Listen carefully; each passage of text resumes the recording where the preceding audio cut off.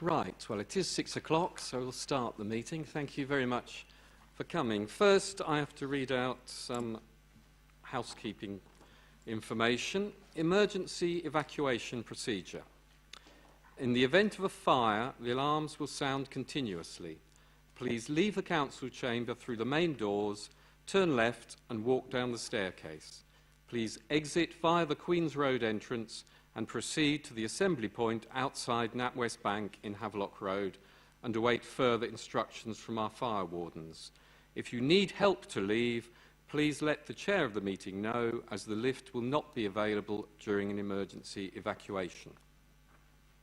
We're not expecting a fire drill this evening, so if the alarms go, it's for real. Toilets, should you need them, are on this floor, to the left of the lift, or on the ground floor on the left-hand side of the corridor near the Community Contact Centre. Could everybody who is speaking use the microphone, please? This will help those hearing aid users who need to use the loop, and also, as the meeting is being recorded, it means your comments will be recorded. Okay, that's that. Do we have any apologies for absence? None received, Chair. Thank you. Declarations of interest from members? None? No? The minutes of the meeting held on the 7th of January, are they accepted as a correct record? Yep, thank you. Have we been notified of any additional urgent items? None received, Chair. Right. We then come to the first application, which is for the proposed Queensway Gateway Road.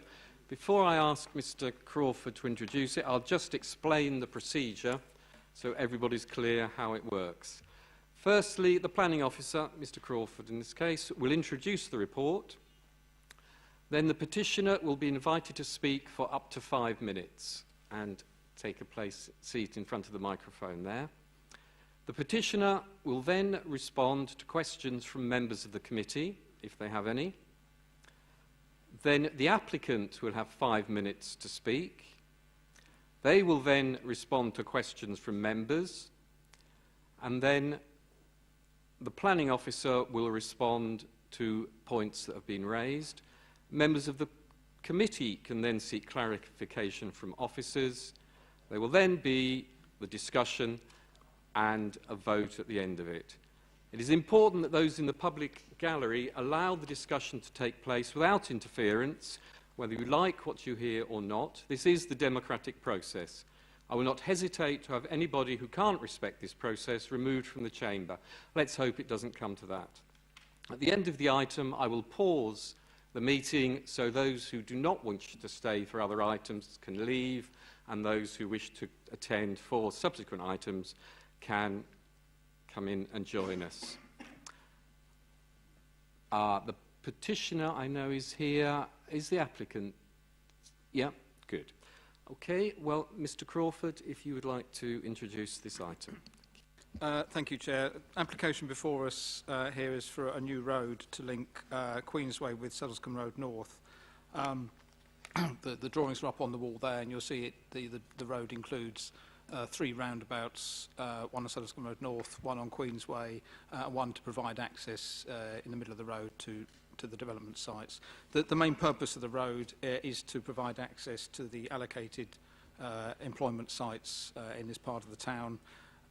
It's also been designed to take account of the Bexhill to Hastings Link Road and the traffic that will flow from that, and the different patterns of traffic throughout the town that will result from that.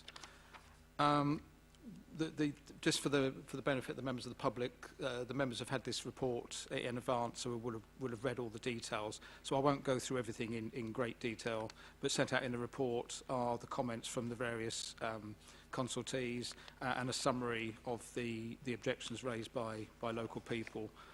Members have actually seen the details of those, actually seen those objections in full. The principle of development, we believe, is supported by the Hastings planning strategy, which is seeking to secure 70,000 square metres of new employment floor space in the town in the lifetime of the plan, and this road is designed to provide access to release those allocated sites. The other, obviously, the road has been designed bearing in mind the shortly to be opened Hastings to Bexhill Link Road and the traffic flows that will result from that.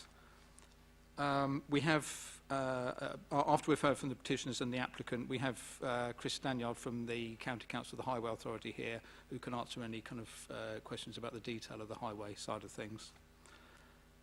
As part, alongside this, the kind of basic road, there are other improvements, either as part of this application or related to the work associated with the link road. These include the closure of Junction Road, which is part of this application, modifications to Maplehurst Road, also part of this application, improvements to the A21, A28 junction. That's not part of this application, but would follow. The Highways Agency are in discussions with Sea Change Sussex and the Highway Authority to do with that. And there are also a range of complementary measures associated with the Bexhill-Hastings Link Road along the ridge, which are in hand, which go hand in hand with this development.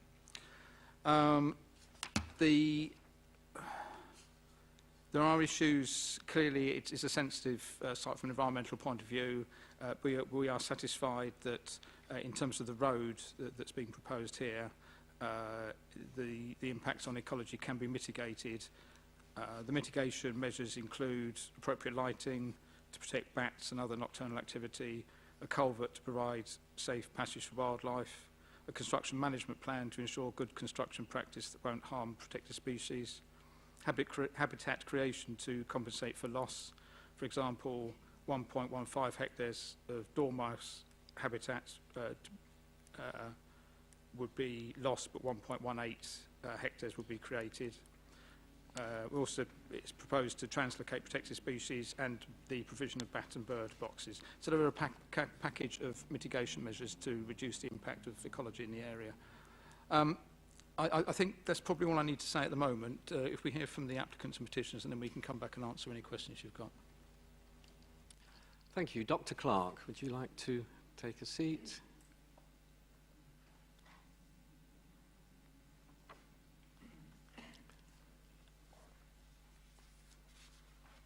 Okay, and when you're ready, if you just press the button, and that will bring the microphone on, and then there's a clock here, so you can see how Is that right? Time. That's fine, yep. And there's the clock, which will count down once you start speaking. Thank you very much. Okay, whenever you're ready. Right. The Queensway Gateway application neither establishes that there is an immediate local need for the development, nor adequately establishes its full impact and their significance on the nature conservation interests of the Hollington Valley local wildlife site. It thus contravenes policy EN6 in the Hastings Planning Strategy. Development proposals within or adjacent to local wildlife sites will only be permitted where there is a local need which outweighs any harm to the nature conservation interest. Now, the Queensway Gateway, as we all know, is being constructed for the purpose of allowing land to be released around the road for employment use. It is not just a road. It's not just an application for a road. So I think the current need for these employment facilities must be firmly established. There's plenty of employment space already in the pipeline, as I'm sure you all know, and we have another 13 years to meet the requirements of the Hastings Planning Strategy. At the same time, the environmental impact on the Hollington Valley has not been fully or properly assessed. In particular, what needs to be done is that the nature conservation impact of the Queensway Gateway and the proposed further development on the Hollington Valley must be assessed together, and the mitigation measures for both developments must be proposed. Now, the Development Management Report argues that we only need to do the nature conservation impact of the Queensway Gateway alone. I think this argument is wrong because the purpose is to release the land for employment. because the converse of this objective is that if no further development were intended, then you wouldn't want to build a road. If you want to build a road, apply for a road. You cannot have it both ways. If employment is the objective, then it's nonsense to suggest that at this stage the nature conservation of any conservation impact of any further development doesn't need to be fully assessed, and mitigation measures don't need to be provided.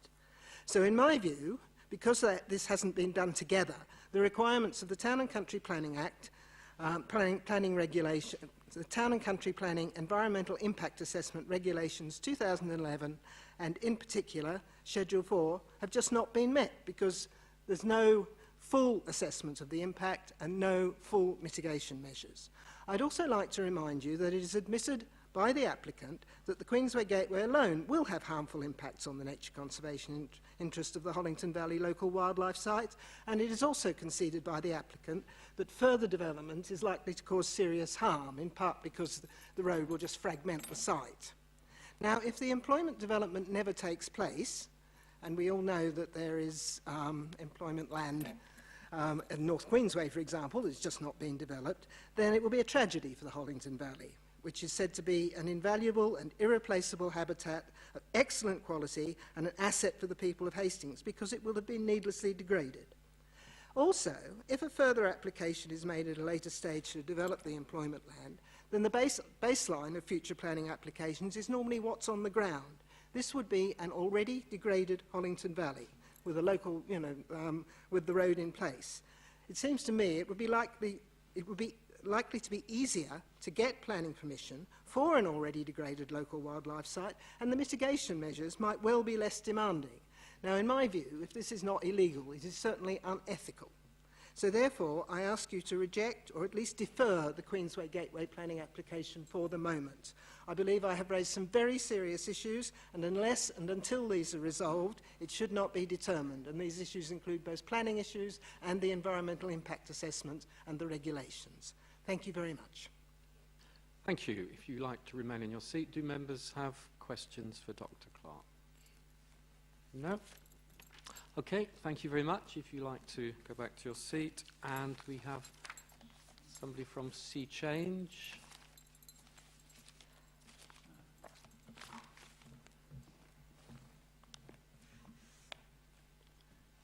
Okay, I'm afraid I haven't got your name down here, so if you'd like to... Sorry? John Shaw. John Shaw, of course. Okay, well, the procedure's the same, 5 minutes, and the clock will start whenever you're ready. Thank you for the opportunity to address the Planning Committee in this important project. It fulfils the long-held policy objectives for your council, which are shared by your public sector partners and the business community. It will also greatly benefit the wider community. Sorry to interrupt. Could you pull the microphone closer, because I don't think it's picking you up very clearly. Is that better, Chair? It's now echoing in my ears. The application is also extremely timely. The potential of the A21, A259 Hastings to Bexhill Growth Corridor has recently been recognised by the South East Local Enterprise Partnership as one of 12 economic growth imperatives for the South East. It was given priority support in the Government's Growth Fund allocation last year for that reason. To summarise the case for the scheme, it would deliver local planning and transport policy providing better access to jobs for local people, greater connectivity as part of an economic regeneration corridor between the A259 and the A21 with a link road and Queensway Gateway Road providing access to the major future employment sites in Hastings and Rother, better road management, routing traffic onto more strategic routes, diverting it from residential streets and addressing accident black spots such as the Ridge as verified by qualified transport planners and meeting Highways Authority needs. Beyond this summary, let me make a few further points to set the scheme in context. Firstly, the Queensway Gateway's route from east to west follows an existing road from the A21 for half of its length before going through areas which are designated for employment use in Hastings planning policies. Secondly, Natural England has confirmed the application site carries no statutory ecological site designation. Part of the planning application boundary does overlap a non-statutory site known as the Hollington Valley Local Wildlife Site. I'm not aware of any objections to the employment use prior to the designation, but nature conservation interest was clearly taken into account when this was decided. The employment sites will take into account the nature conservation interest when the applications come forward. In addition, 84% of the wildlife site lies outside our planning application boundary. Thirdly, we've designed the Queensway Gateway to avoid an area of ancient woodland, and we're proposing to enhance a north-south corridor of woodland along Hollington Valley. Fourthly, we're proposing appropriate drainage to protect the area, including the Hollington Stream, which in any case is a dried-up watercourse within the application boundary for most of the year. Fifthly, we're proposing to create new habitat focusing on native broadleaf woodland, wet woodland and species-rich neutral grassland, and to use appropriate mitigation for protected animal species. Sixthly, and most vitally, I come to jobs. The Hastings-Bexhill Growth Corridor will provide access to most of the major employment land allocated in the Hastings and Rother core strategies. This growth corridor depends on the Queensway Gateway for its essential connectivity to the A21. The scheme enhances the economic regeneration benefits of the Bexhill-Hastings Link Road and its related employment sites, as well as reducing the impact on the local road network. In 2009, the Link Road CPO inquiry heard views from the business community, an economics expert and myself that development of the major employment sites would not be viable without the opening of the Link Road.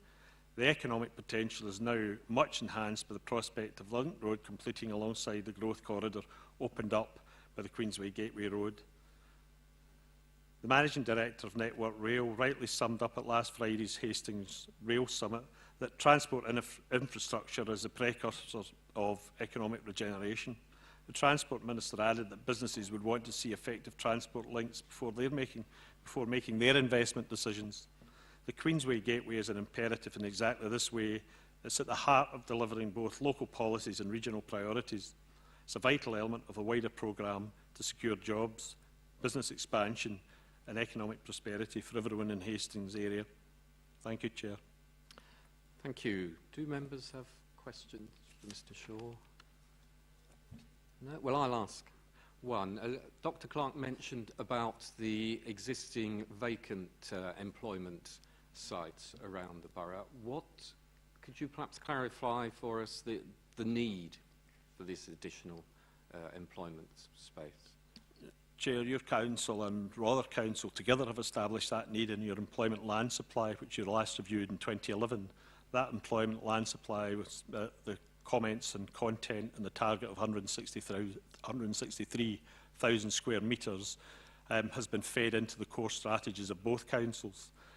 So that that point has gone and it's been established by your policies, and this is about delivery of your policies.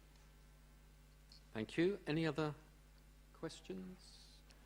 No? Okay, well, if you'd like to go back to your seat, if you could switch the microphone off before you go. Thank you very much. Thank you. Right. Okay, so our planning officers have nothing to add. Okay, do members have questions for either planning, highways or environmental officers? Councillor Wincott. Is the planning permission already existing for the industrial units which will be served by this road? No. No, it's an allocated site in the local plan, but there's no planning permissions for the development. So we are predicting, this is a predictive need. So the road itself, because it says that the application is for a road, and we need to justify the need of that road to be able to grant it permission. But at the moment, there are nothing has been given permission to be built there. No, but the sites on either side of the road are allocated for employment use, and so to bring those forward, you need to create access to those sites, and so this road would provide access to those allocated sites. So the decision has been made in the local plan process and that they were allocated in the 2004 plan. So a decision was made at that time that there should be an employment development in this area. the purpose of this road is to provide a good quality access to serve those. And then, after, if permission is granted for this road, then we would expect applications to come in for the specific sites. But at the moment, we don't know who they would be, who the occupiers would be, what their requirements would be. I mean, you wouldn't have granted, we wouldn't have been able to grant planning permission for business units without an access road. Okay, my follow-up question is, if we don't know the types of applications that will be received, the size of the buildings that might be applied for, the number of staff that might be working at these premises, then how do we know what the level of need will be? That's the question. How do we know that this road is going to be well used without having those planning permissions already existing? Aren't we prejudging? Aren't we so we're building a road before? Okay, if you can clarify, I don't know if I'm making much sense. Hi, Councillor. That's kind of the point of the local plan process, and so by doing their research in terms of the supporting documents for the new planning strategy, the new development management plan, and all the allocations that go with that, they've looked into forecasting employment growth in the town. So we know, or we think that we know how much space will be required, how many jobs will be required, and as such have allocated certain sites from the town to provide that space. And so yes, there isn't a planning permission, but that's the point of planning.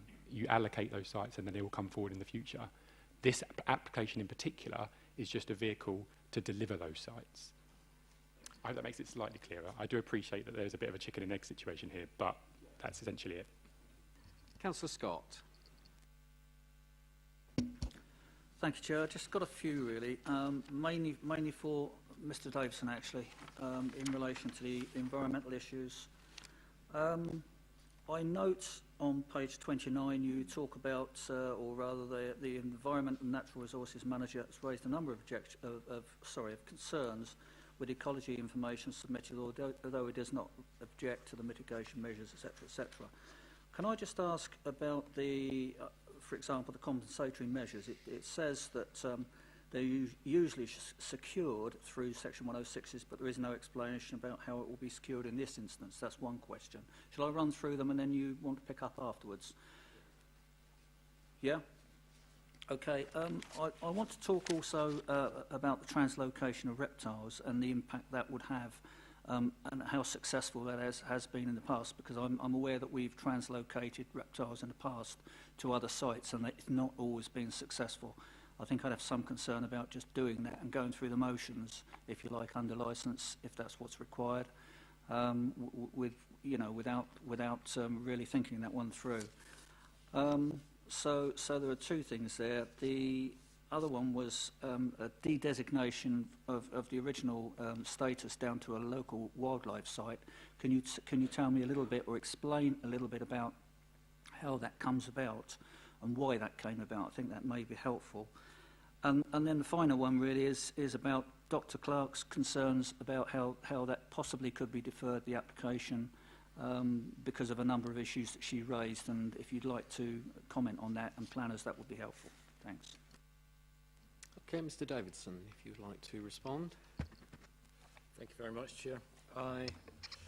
Certainly, in relation to the first one, as to why there's no Section 106 agreement, normally compensation and mitigation is indeed secured through Section 106s. In this case, what we've undertaken is to ensure that there's adequate conditions on there which require the submission of long-term management strategies and management plans. So it's up to the applicant to fulfil those conditions to tell us how they're actually going to achieve long-term management and long-term monitoring through the conditions. And sometimes, Chair, conditions are much easier to enforce than Section 106 agreements. So we're quite comfortable with that management and monitoring can be secured by condition. Point 2, the translocation success. It is indeed, as Councillor Scott indicated, a concern wherever species are translocated away from their own habitats. However, in this case, what will happen is that the translocations will be self-contained. They'll be contained on site, where translocations tend to be slightly adverse to the populations is when they're translocated off-site, and they're translocated sometimes far away. In this case, they'll be translocated on the actual site, and the conditions require monitoring and management of the site to ensure the success of that translocation. The national guidance for translocations indicates that it should be in situ translocation in a first instance and off-site as a last resort. So in this case, we are complying with good practice. The issue of de-designation I'm slightly confused about, because there is no de-designation of any wildlife site. The Site of Nature Conservation Importance designation, which was identified in the 2004 local plan, has been reallocated as a local wildlife site nomenclature. There is no difference in Site of Nature Conservation and local wildlife site. The local wildlife site nomenclature came into effect basically in 2006 when DEFRA issued a national guidance on the criteria for designating local sites. And what we as Hastings Borough Council, as many local authorities up and down the country did, was we chose to rename sites of nature conservation importance as local wildlife sites. There is no de-designation. They offer the same protection. Point 4, I'm afraid, wasn't a question. I didn't quite catch what the question was, Chair. You just asked sort of generally to respond to Councillor Clark's point, but I'd rather have a question to respond. Yeah, I think my point would have been, Dr. Clark mentioned about deferring for a number of reasons. Would you? Well, I won't say share that thought or comment, but would you comment on it, or not particularly? So, could you see a point? Any reason for deferring it? Is that basically what you're asking, Councillor Scott? Well, one of the concerns that I articulated early on was the lack of information relating to the cumulative effects of this development and then subsequent developments. The applicants were informed of those concerns, and they provided an updated ecology and nature conservation statement, which you will have read with your information, and they address that point, and I've got no further comments on that. Okay, Councillor Dowling. Thank you, Chair. I'm going to move on to a slightly different subject, which is transport. We have created and agreed to a link road from Bexhill to the Queensway, and I believed that we've got a problem with the amount of traffic that will create, especially on Ridge, where we are talking about if it's going to the A21, we're looking at a right turn at the top of Junction Road, or I will state my case, please, without questions until I get to it. At the moment, we're just questions to the officers. Yeah, but this is the question that I'm asking. Yeah, well, is it essential for that link road to stop the dangerous situations caused at Junction Road and at Maplehurst Road? Stanyard, would you like to respond? Thank you, Chair. If I just quickly sort of summarise, this is kind of what we've on the table is the only realistic and viable connection we have from the Bexhill-Hastings link road to the A21, the strategic road network. And what that allows us to do is take a number of vehicles associated with the link road opening off of the ridge, therefore reducing traffic numbers along the ridge, but also at the same time we can remove the right turns from the ridge onto the junction road through the closure. And if and one of the options we're looking at for Junction Road is perhaps improving pedestrian and cycleway connectivity. Okay, well, question occurs to me. With closing of Maplehurst Road, that means some residents or visitors to that area will need to have Well, it's a more complicated route for them to get to the A21. Could you perhaps comment on that? Thank you, Chair. The idea behind closing or removing right turns from Junction Road and Maplehurst is that that will then allow the ridge to flow freer.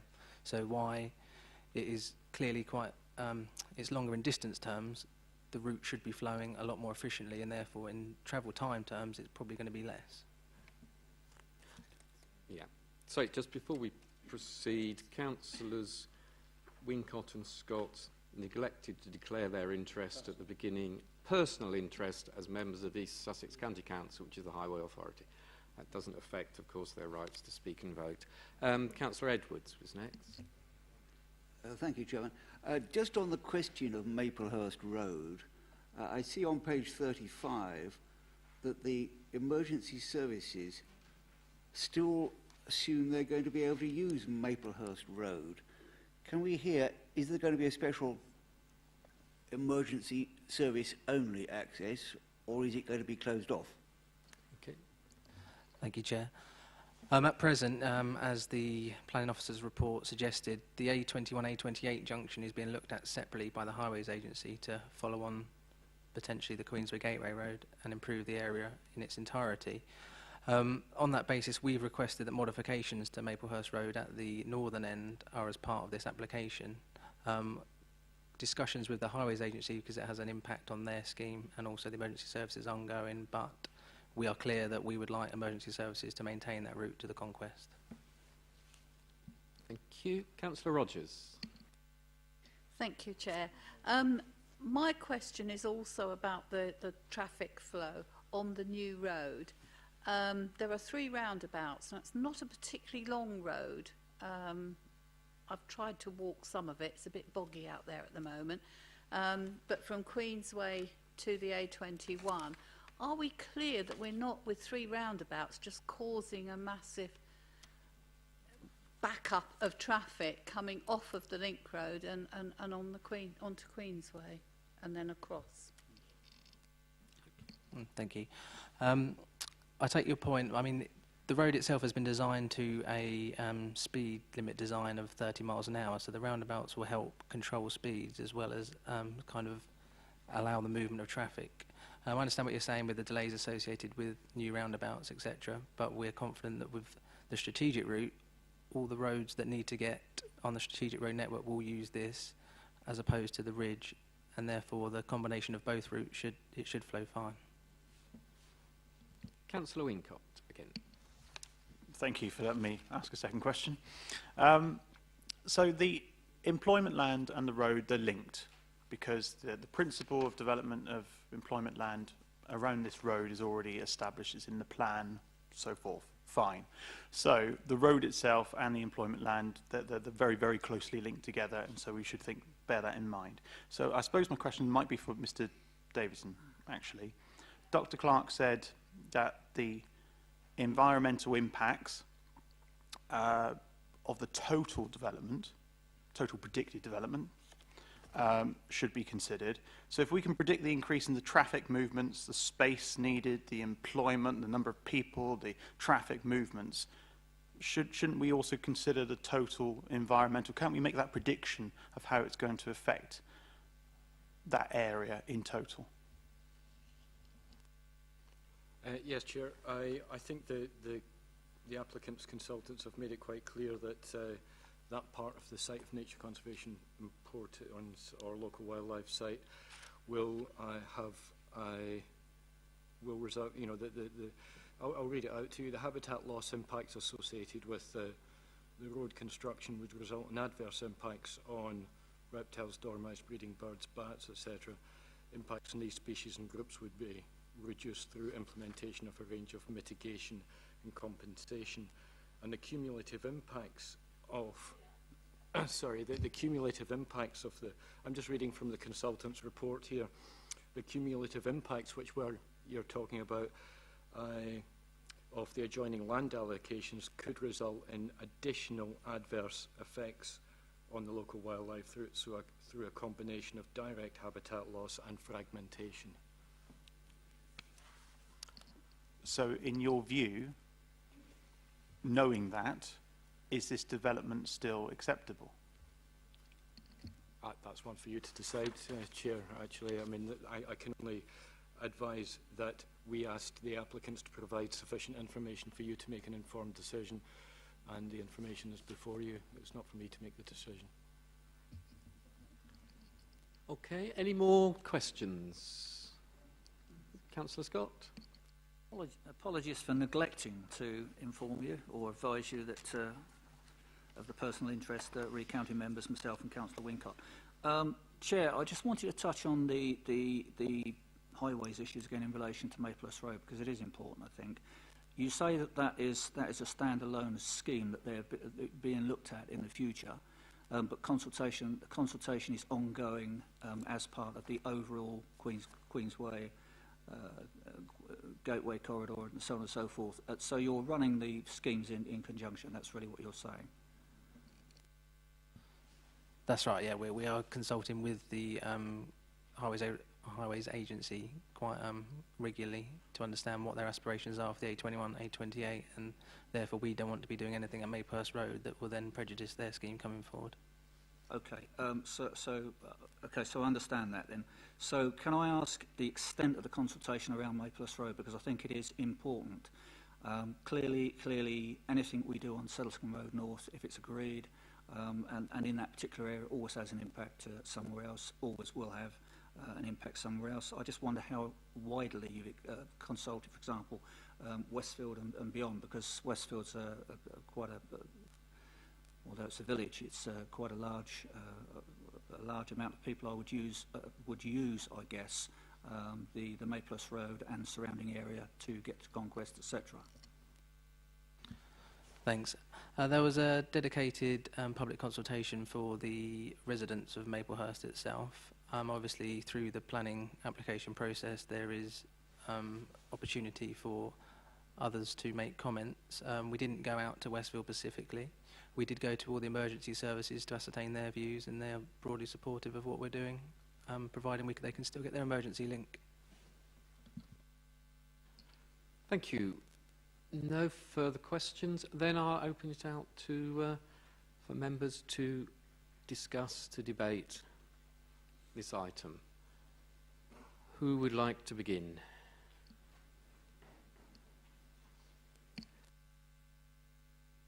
Councillor Edwards. Thank you, Joan. This is my ward, so I have got an interest in it so far as that is concerned on behalf of people who live in my ward. So I'm speaking not on their behalf, but I'm keenly interested in their opinions, naturally. I also live in the surrounding area, and so I know what the frustration is of sitting in traffic jams at the A28, A21 junction, turning right up to Junction Road. I sit in those jams on a daily basis. The ridge itself, of course, is also in a state of gridlock for a large part of every day. There has been extensive development along the ridge, and that is adding to traffic month by month, year by year. Anybody you speak to will say something has got to be done. And here we have an example, I think, of something being done. We do have very limited options in joining up Queensway to the A21. And I think the proposal that's been described to us here is about as good as it can get. I think extensive research and development has been put into the plan over many months.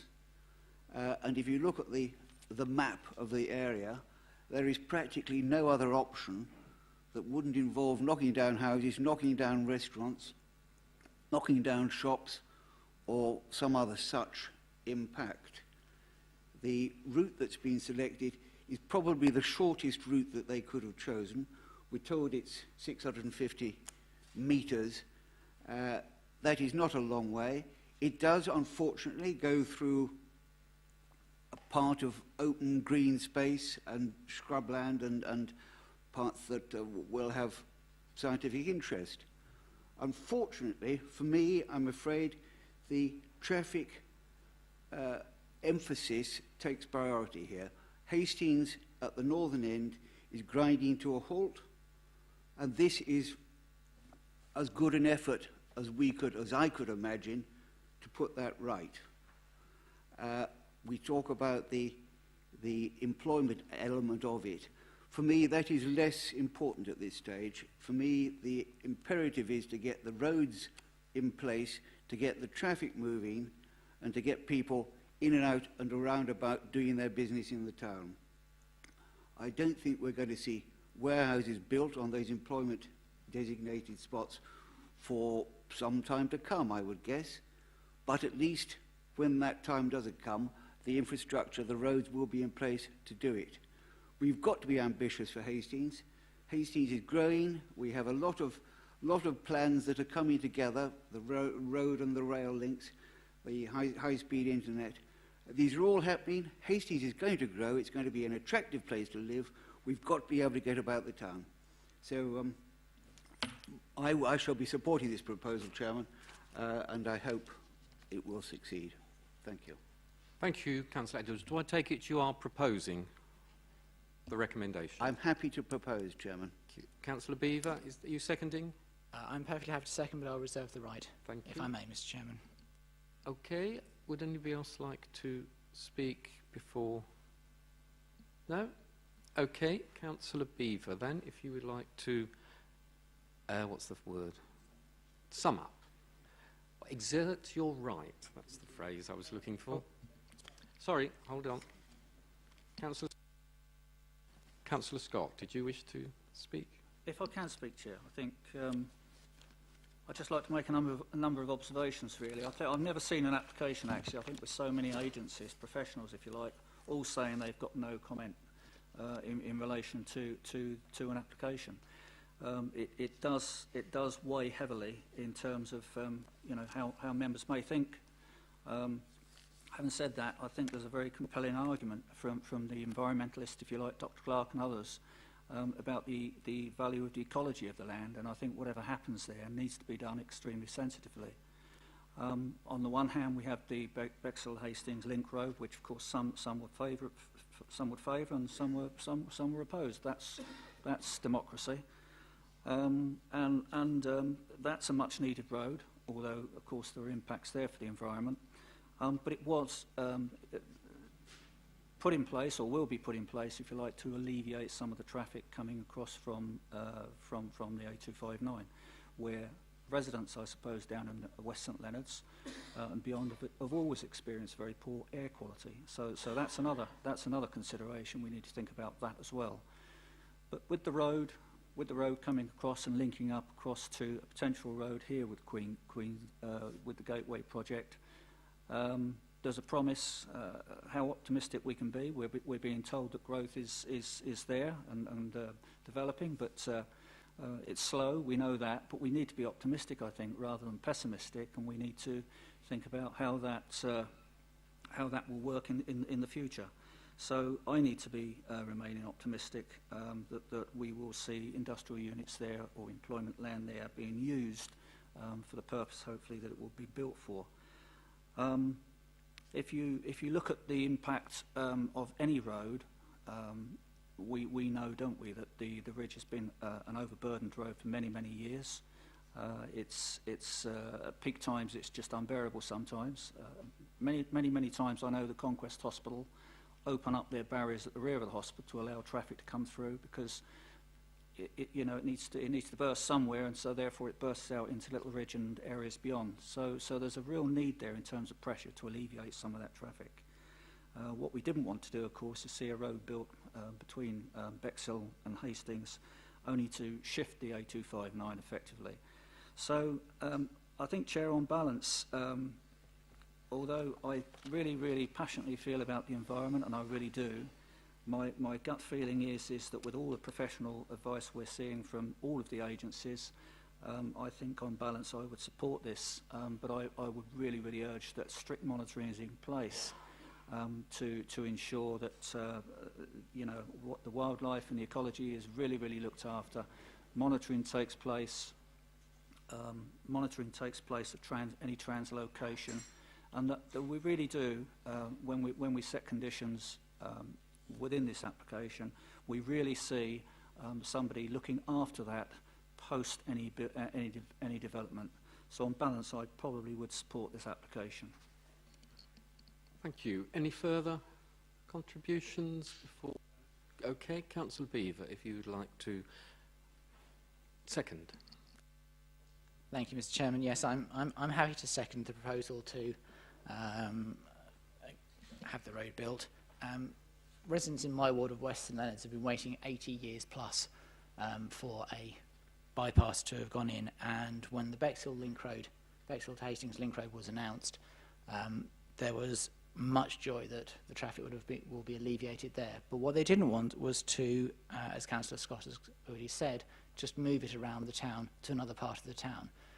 As already been said many times tonight, the ridge, is very congested, and to add far more traffic along there without this road would increase congestion not only across the ridge but also on the A21, which is a major bottleneck trying to come down the A21, especially at certain times of the day, with people trying to turn onto Junction Road and up onto the ridge.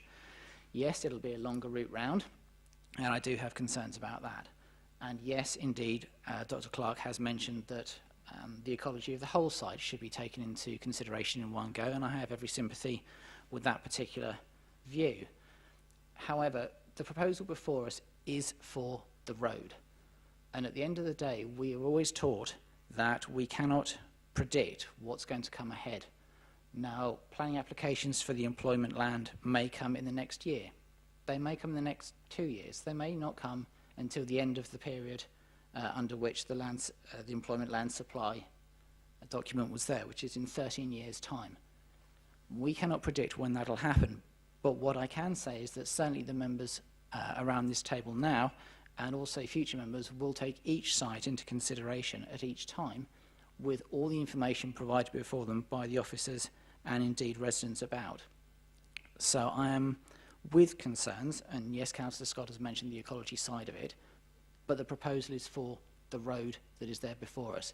And as Councillor Edwards has said, the traffic, I believe, and the easing of the traffic in that particular area sadly outweighs it at this moment in time. So I'm perfectly happy to second this proposal on the building of the Queensway Gateway. Thank you. Councillor Edwards, as the proposer of the motion, you do have the right to reply. Do you wish to add anything more? Nothing further to comment, Chairman. Okay. Thank you. In that case, we'll move to the vote. It has been proposed and seconded that permission be granted for the Gateway Road with all the conditions that are listed in the report before you. All those in favour, can you please show?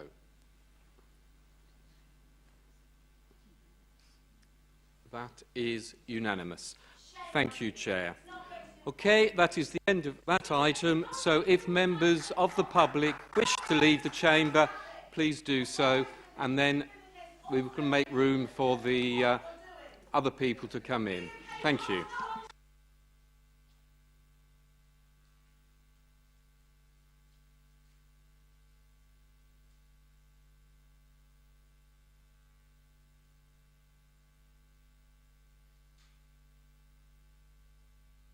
As I said, would you please vacate the chamber so others who wish to listen to other items can come in?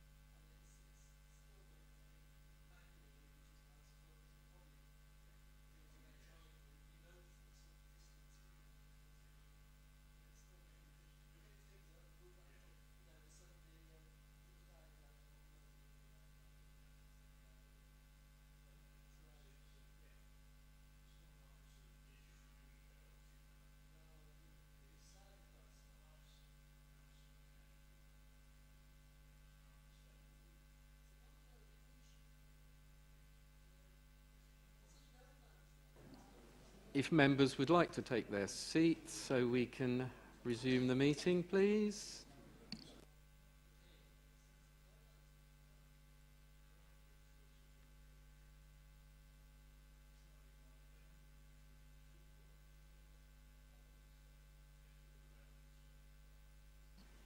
Okay, thank you very much. And the next item is 101 Cambridge Road. Before we start, I'll just repeat the procedure, which some of you may have heard earlier, but just to be sure that everybody knows what happens, I'll go through it again. First of all, the planning officer will introduce the report. Then the petitioner will be invited to speak for up to 5 minutes. The petitioner will respond to questions from members of the committee. The applicant has the right to speak for 5 minutes, but I understand the applicant has decided not to attend. Is there anybody representing the applicant present? No. The ward councillor, Councillor Clark, on this occasion will then have 5 minutes to speak. Then the planning officer will respond, if necessary, to any points raised. Members of the committee can then seek clarification from officers. That will be followed by discussion and a vote. And it is important that those in the public gallery allow the discussion to take place without interference, whether they like what they hear or not. This is the democratic process. I will not hesitate to have anybody who can't respect this process removed from the chamber. Let's hope it doesn't come to that. Okay, the petitioner. Is the petitioner present, Mr. Ralston? Yeah. Okay, Mr. Crawford, would you like to introduce the item? Thank you, Chair. Application here for a change of use of this property into a house of in multiple occupation. It did appear on the agenda for the last meeting, but was deferred for consideration at this meeting. We have a policy in the local plan to support houses in multiple occupation in appropriate locations. We acknowledge that with a growing university and a lot of young people in the town, there is a need for affordable housing affordable housing. The policy in the local plan does acknowledge that where you get an over-concentration of houses in multiple occupation, it can put pressure on the area and change the character of the area somewhat. The local plan sets a figure of 10% and says that if there are more than, if the number of HMOs within 100 metres radius of a property it exceeds 10%, then we would recommend refusal. In this particular location, the number of HMOs is less than 1% within that radius. So there are some other concerns from local residents about the fence. A fence, you can erect a fence without planning permission up to 1 metre high. You can't go up to 2 metres high next to the highway, which is what they did. That's a separate enforcement issue. That's not not part of this application. So given the policy and the 10% threshold, we feel we support this application and we recommend approval. Okay, Mr. Ralston, if you would like to come forward and take a seat by the microphone there.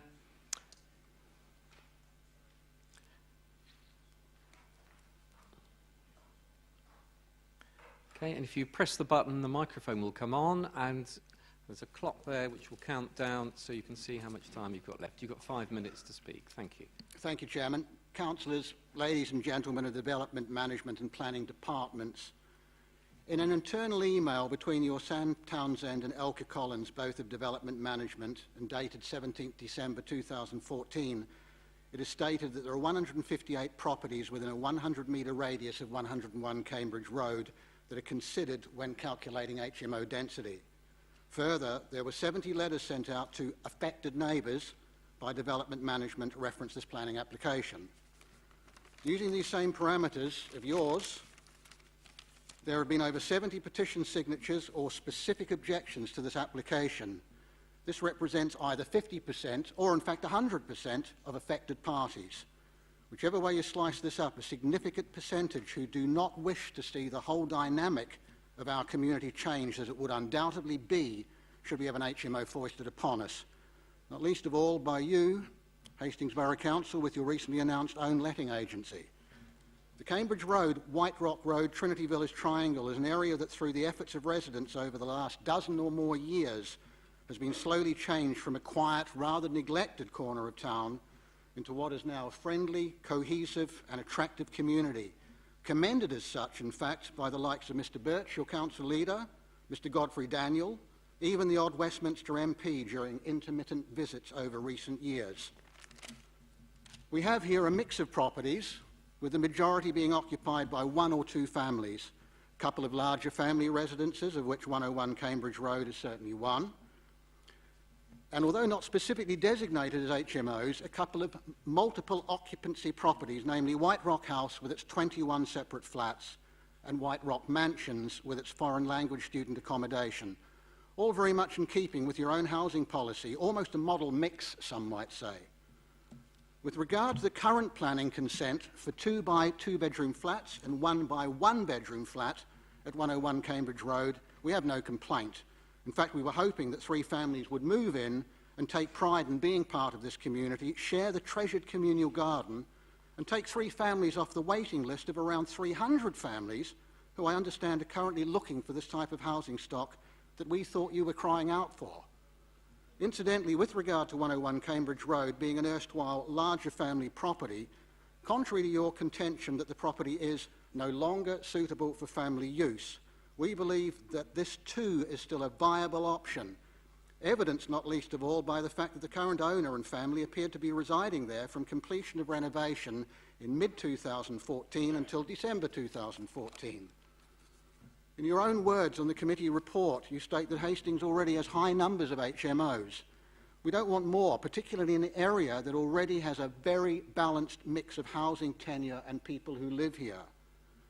You mentioned there is potentially little difference vis-à-vis impact on the character of the area, or in fact by inference, impact on traffic, parking and or call on public emergency services. Between 3 small flats and an 8-bedroom HMO, we contend that this is patently not the case. As with the former, there are 3 households to consider. With the latter, there would certainly be 8 and possibly up to 16 almost certainly unrelated individuals to deal with. Further, the current owner has shown scant regard not only for other residents in this area, but also for planning law, as although this may be a legal consideration for another day, as perhaps should be the witnessed and reported threats made to at least one of the residents of the area, this does not bode well should the current owner be responsible for the acquisition of an HMO for this property. Please also consider our area of White Rock Castle Ward in the context of the recently announced seafront development. Directly below us, in fact, the pier, the BMX bike centre at the old swimming baths, the Bottle Alley revamp, as our corner of town, perhaps surprisingly to some, is en route between the station gateway, local car parks in our corner of town and this part of the seafront. We need more welcoming pathways, not less. So for the above reasons, primarily with regard to the potential wrecking of one of the most balanced in terms of housing stock and residence communities in our fine town, and also on the grounds of effectively going against your own housing balance policies, we ask you to reject this planning application.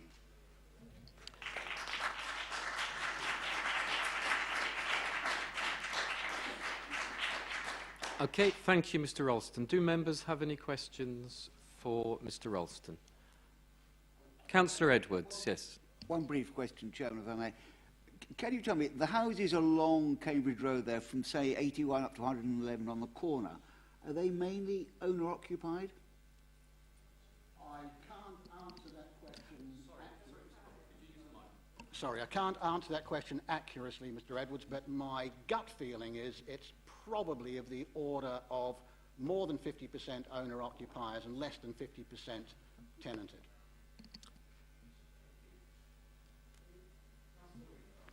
Right. Councillor Wincott. Thank you. So at the moment it's a 7-bed property. That's right, isn't it? Or 7 or 8 bed property? I think it's 8-bed, if I recall 8-bed property. And which it has no planning for, I hasten to add, at this stage. Sure. And you say that if it becomes an HMO, then if there was couples in every single room, that could be 16 people there. So the addition of 8 people to the local area. Is 8 people really sufficiently is that worrying to you? 8 extra people in that area? 8 adults, as they almost certainly would be, in an HMO, typically based on, and these are not my words, but words I've been advised of by people connected, so to speak, people that would typically take that type of property are people that may be on the margins of society. They will almost certainly be adults, obviously, be they students or probably not. What concerns us is the concentration of people in one property. We don't have that in our corner of town. Sorry, we do have that in our corner of town. We have the 21 flats at White Rock House. Yeah, I think that's part of my confusion, because you said that there are HMOs in all but name Quite. nearby. Quite. So I'm just, if that's a good mix and it's not caused a problem, why would 8 more people cause a problem to that area? That's my question, right, really. well, I think this is probably why the other 2 properties I've mentioned are not HMOs. One is student accommodation, which we have no problem with at all. It's a very well-run situation. And the other one are not separate rooms, as they would be at 101 Cambridge Road in an HMO application. They are actually individual flats, privately owned, as I understand, by individual people. There is a fundamental difference in our view. Okay, thank you. Any further questions from members? No? Okay, if you'd like to switch the microphone off, Mr. Ralston, and return to your seat. Thank you. Oh, yes, Councillor Clark. You have 5 minutes in which to speak.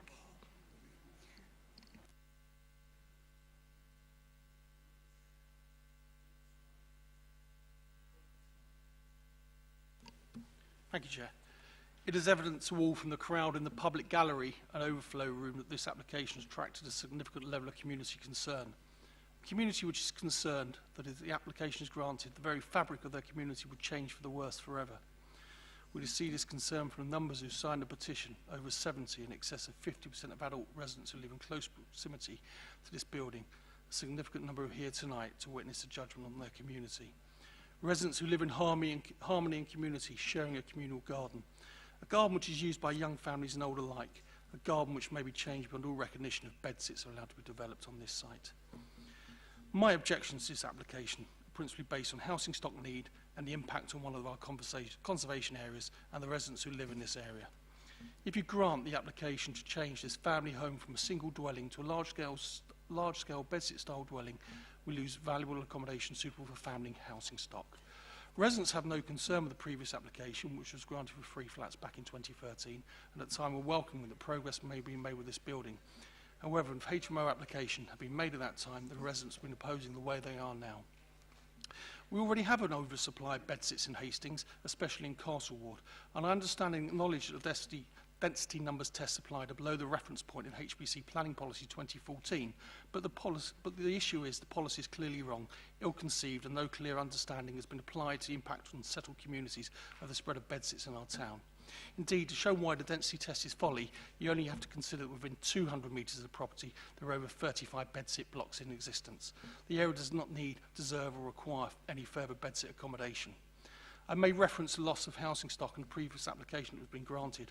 Were you aware that over 330 families in Hastings are currently seeking 2-bedroom social housing alone in Hastings? And we don't have the numbers for the private rented sector, but I'm confident it run into thousands. We hear an argument that families do not require such large homes these days. Interesting, I understand that HBC has at least 18 families looking for 5-bedroom plus accommodation on the social housing waiting list.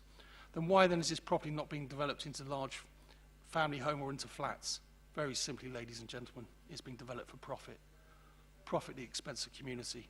The developer who from the planning papers and site visits has clearly contravened building control, and furthermore, a developer who's by his actions has shown scant regard for the community and provided threats into members of the community. Of course, this is not the first HMO application to come forward in Castle Ward and indeed in Cambridge Road in the last couple of years.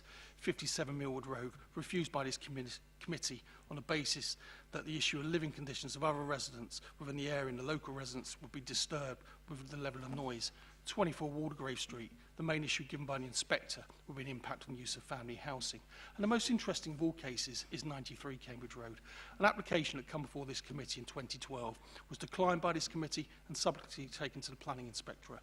The Planning Inspectorate found in favour of the decision made by the Planning Committee, and I would like to quote from this report. The main issue in this appeal is the effect of the proposal on the borough's stock of family housing.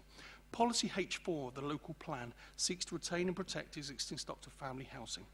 I find that the proposal will reduce the council's stock of housing, although it would only have a minor effect. To allow this change of use would set a precedent, and the council may then find similar proposals difficult to resist. I note that the property lies within a locally designated conservation area. I have special regard to the statutory duty to pay special attention to the desirability, preserving or enhancing the character and appearance of the conservation area. I've taken into account the appellant's point as to local demand for student accommodation, other such local conversion and the property's suitability for student lets, but none of this outweighs the harm which I have identified. None of this outweighs the harm which I have identified. For the above reasons, I conclude that the appeal should be dismissed. So, committee, you can see that when a similar application was submitted only 4 days away from this property, the application was refused and the planning inspector endorsed the planning committee decision. Was the earlier application for 3 flats made on the basis that a HMO would have been refused in 2013? Is the developer playing the long game, sucking to see, bringing HMOs in through the back door once a conversion for flats has been agreed? Is this just the thin edge of the wedge? Will developers seek to exploit the lax terms of reference of Planning Policy 2014? Why we don't know, because we've not heard from the applicant tonight. So in conclusion, committee, I'm asking you to refuse this application on the basis that the impact on the conservation area will be significant, the impact on other residents will be significantly significant, but most importantly, the fact that the application will result in the loss of dwellings which can be used for families as either 2-bedroom flats or a single dwelling will be lost. Thank you very much.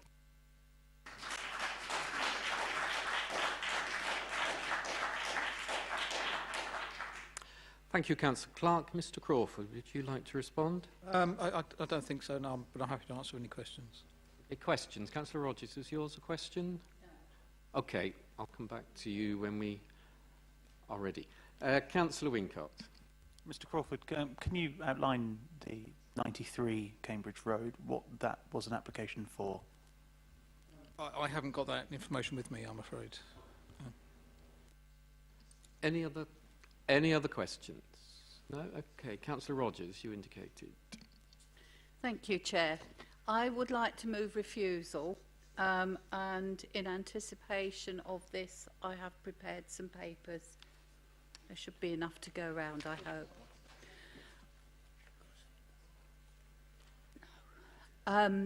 I'm moving refusal according to Policy H4 of the Hastings Planning Strategy, which has already been referred to, refers to houses in multiple occupancy. And I have actually typed it out in full so members can see what Policy H4 says, which is about supporting mixed and balanced communities but maintaining an appropriate housing mix within the borough applications. Now, according to the current register of HMOs, which I have checked out today to make sure it's absolutely up to date, close to, and some of these will be very, very close, they may just about be on the borderline of the 100 metres. Within Cambridge Gardens, we have 10, 13, 14, 16, 17, 19, 20, 21, 24, 28, 29, 30, 31, 32, 34, 36, 37, 39 and 42 are all registered HMOs.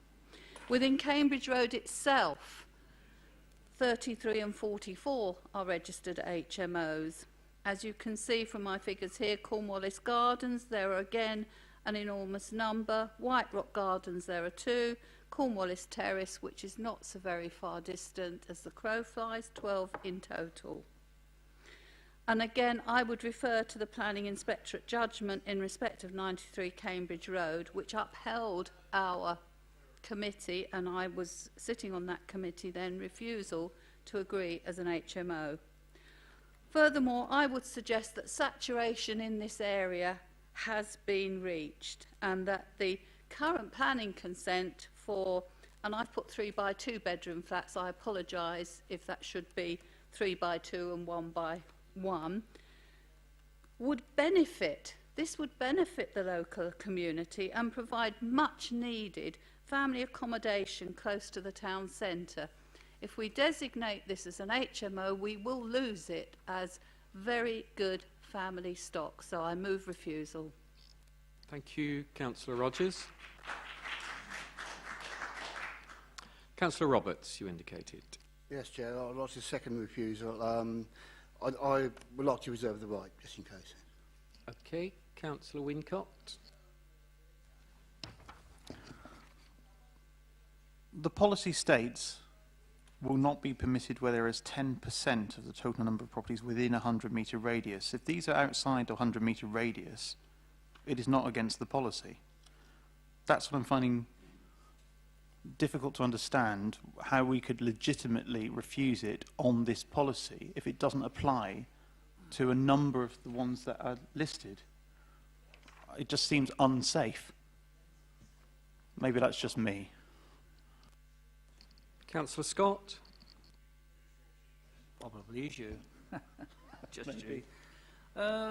Chair, to be honest, I'm minded to support refusal, and the reason I say that is because I do concern myself about the consistency around the policies.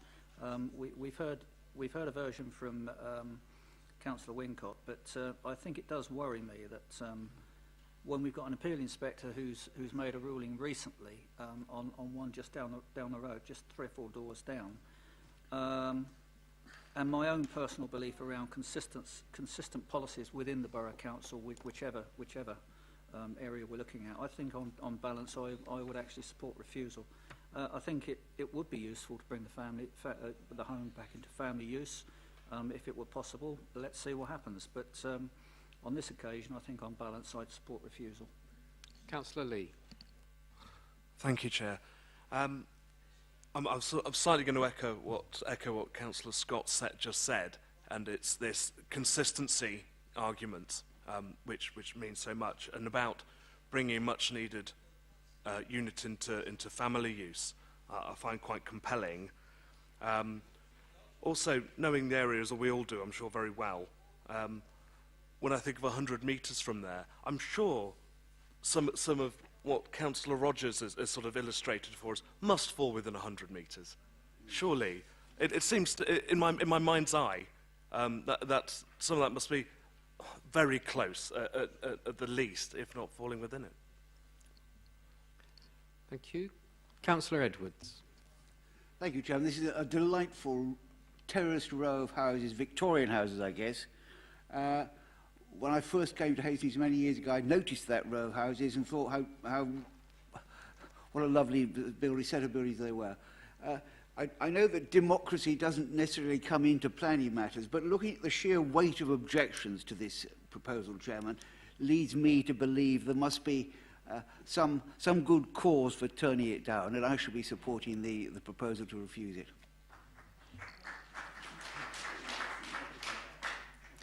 Councillor Beaver, sorry, you did indicate before, Councillor Edwards. Absolutely no problem at all, Mr. Chairman. I'm just having a quick read through the Hastings Local Plan, Development Management Plan, revised proposal and submission version, as it does involve policies that relate to this area. And policy HN1, development affecting the significance and setting of designated heritage assets, including conservation area, states permission will be given for those schemes that show a full understanding of the significance of the asset and convincingly demonstrate how the chosen design sustains and enhances the significance of any heritage assets affected, including conservation area. Simply, Mr. Chairman, it doesn't, in my opinion, and simply it is the wrong building, the wrong design, the wrong thing for this area. And Councillor Rogers, I am so glad you proposed refusal, because I will be happy to support it on that ground alone.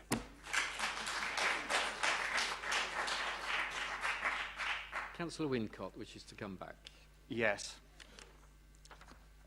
Contrary to what was heard here earlier this evening, it takes spine to actually counter the majority and to speak up when you think that you're right and they might be wrong. Now, you've mentioned HN1, Councillor Beaver. Great. That's not in the reason for refusal, so it can't be taken into account unless you want to add it. Councillor Scott said a number of these properties are very...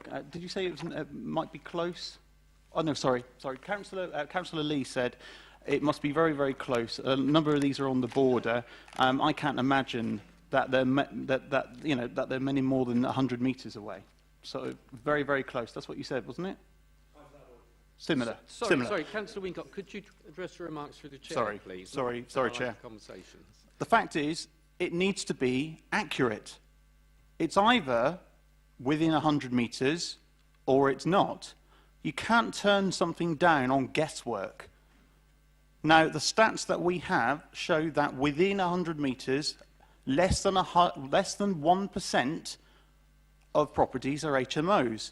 You can't turn something down based on how you feel, or who shouts loudest, or if there's another paragraph in another policy. This is the reason on the table for refusal. I've already pointed out 3 errors, but you want this to go to the planning inspectorate because the applicant would be well within their rights to say, well, half of those properties aren't within 100 metres. I don't understand. So I can't support that reason for a refusal because there are so many inaccuracies in it. Any other speakers? Yeah, Councillor Rogers will have the right to reply at the end as the proposer, and Councillor Roberts also has reserved the right. Do you want to ask Mr Crawford to come back first? Just a couple of points, really. Just for information, 93 Cambridge Road was a 3-bedroom house that was being lost, whereas here we're talking about 2-bedroom flats, because there's a planning permission for 2 2-bedroom flats and 1 1-bedroom flat. So the impact on the family accommodation is somewhat less. And the wording of the policy is very clear, and it is very black and white, and it does say will not be permitted where more than 10% of the total number of properties within a 100-metre radius of the application property are already in use as either C4 or other types of HMO. So if this is refused tonight, which is clearly within your remit, there's no issue with that.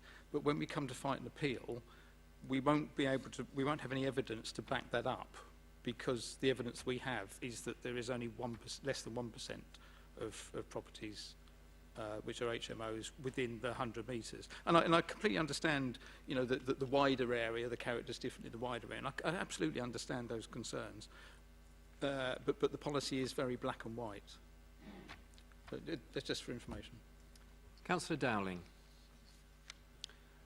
Yes, thank you, Chair. Mr Crawford's just stated that we will not consider a HMO if there is more than 10%. It doesn't say we won't consider refusing it if there's less than 10%. We're talking about an area of I don't believe is actually suited for HMOs. You know how I feel about HMOs, I did test them anyway.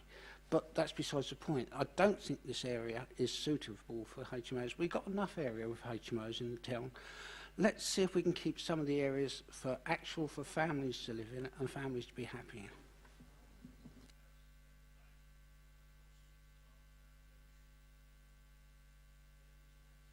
Before I come back to Councillors Roberts and Rogers, just 1 or 2 comments I'll make. As we're all well aware, we have our policies in the policy books, but there are occasions when we decide to deviate from those policies because of specific local reasons. Now, the fact that within exactly 100 metres there may not be 10%, surely the fact that maybe 10, 20 metres further down the road, somewhere like Cambridge, no, what's it called? Cornwallis, that's what I'm thinking of, Cornwallis Gardens. I don't know what the exact numbers are, but most of those properties are HMOs, and they can't be much more than 100 metres away. Further, there is permission for 3, well, certainly 2 at least, which can clearly be regarded as family homes in this building. A 1-bedroom flat maybe is not a family home. So, in agreeing to an HMO, we are in effect, as the policy says we will not do, is lose good family accommodation. Very often with these decisions, it's not absolutely black and white, and sometimes we have to go with what we think is right, and it's possible an inspector at some time in the future may see things differently. It's possible an inspector in the future may see exactly the same as we did. I can think of a number of occasions when we've refused applications. Archery Road was one of the most obvious ones, and we were told we'd never win that on appeal. We did. Our policies are there as policies. They're not absolute set in stone rules and regulations. And although it may be giving our officers a difficult job to do, possibly, when it comes to defending the appeal, I'm sure they're more than capable of it, because I do think there are good, solid reasons to refuse this. So,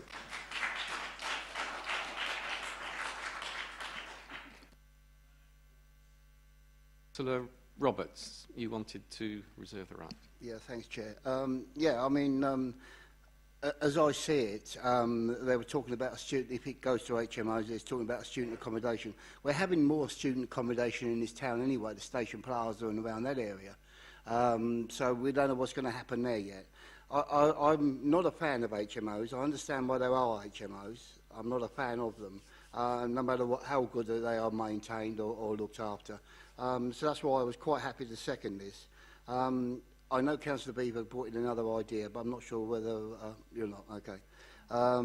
But no, I'm more than happy to second this. I think the area itself should be preserved for what it is. It's not HMO land. It's not meant to be that sort of area.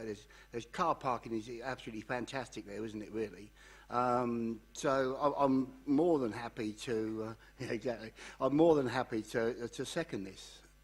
I think I don't see any other way out of it, any other way. I could certainly not vote for it anyway. Thank you, Councillor Roberts. Councillor Rogers, you have the right to reply before we move to the vote. Thank you, Chair. Just to reinforce what I said, that I believe that saturation in the area has been reached. I would like to keep this for family accommodation. I don't have a problem with HMOs. I lived in one many hundreds of years ago, where we had 8 bedrooms, 1 kitchen, 1 bathroom. So I don't have a problem. I just don't think this is right in this particular area, and we want to retain the family housing.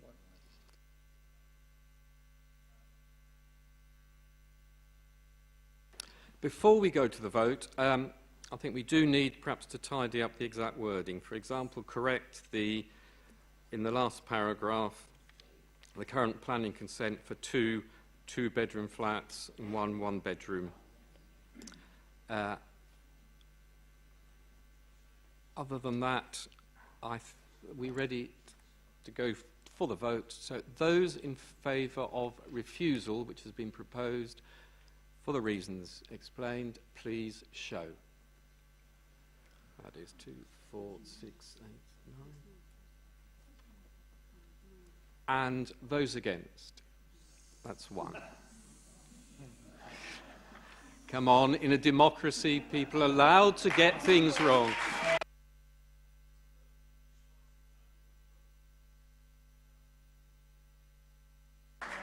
I probably don't need to explain that that has been refused.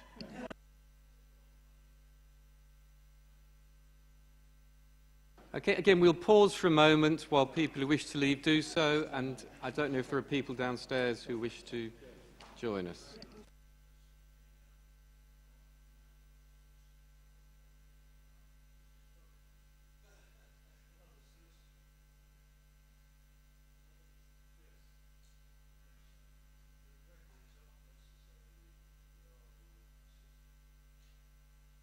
Yeah, we'll just have a 5-minute comfort break if members need.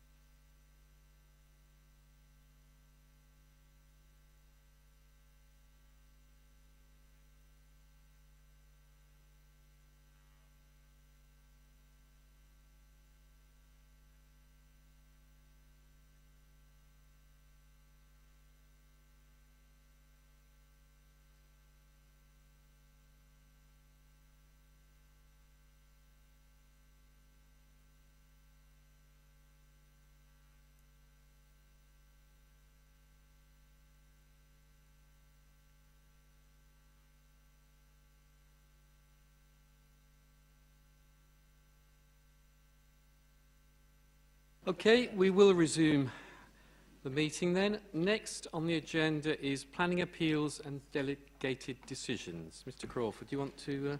No, it's just for notings. Okay, is that noted then? Thank you.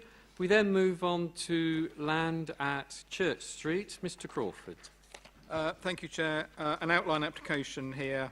Only the access and the layout are being determined at this stage. The proposal is for 5 dwellings on an allocated housing site at Church Street in Hastings.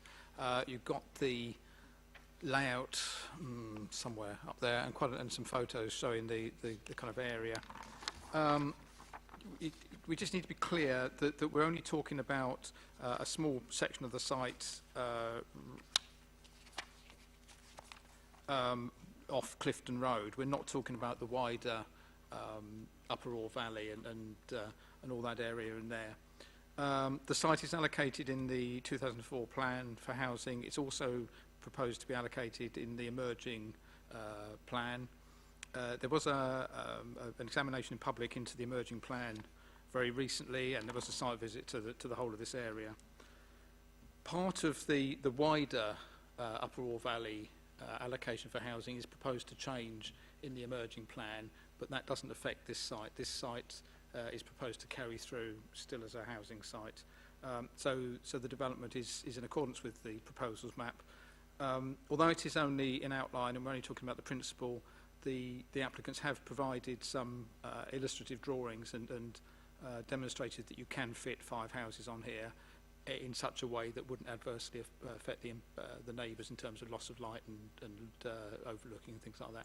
So we recommend approval. Thank you. Do members have any questions for Mr. Crawford?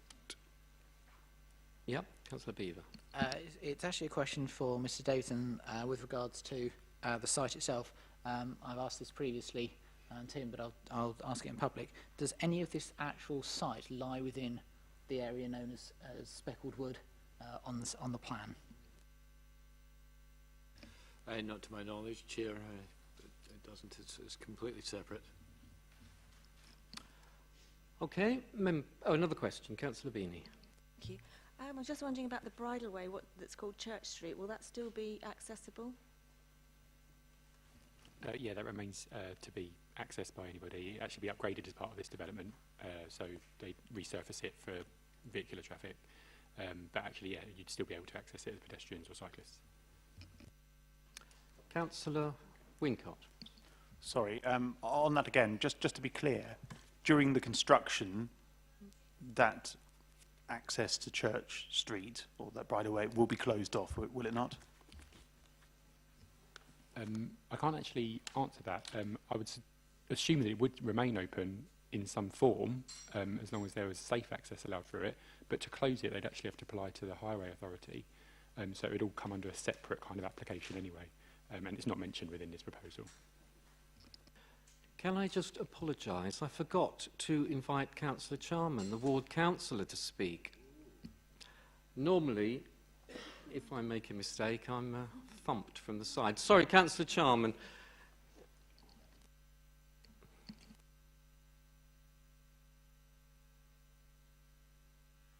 As you probably know, you have 5 minutes to speak. Thank you for the opportunity to speak on behalf of the ward as councillor. Residents have been more than reluctant to see this site allocated and developed. However, this is now probably more of a reality. It is paramount that this application needs to consider the space available and the environmental matters. Overdevelopment is definitely not welcome in this ward. It's a very dense ward already.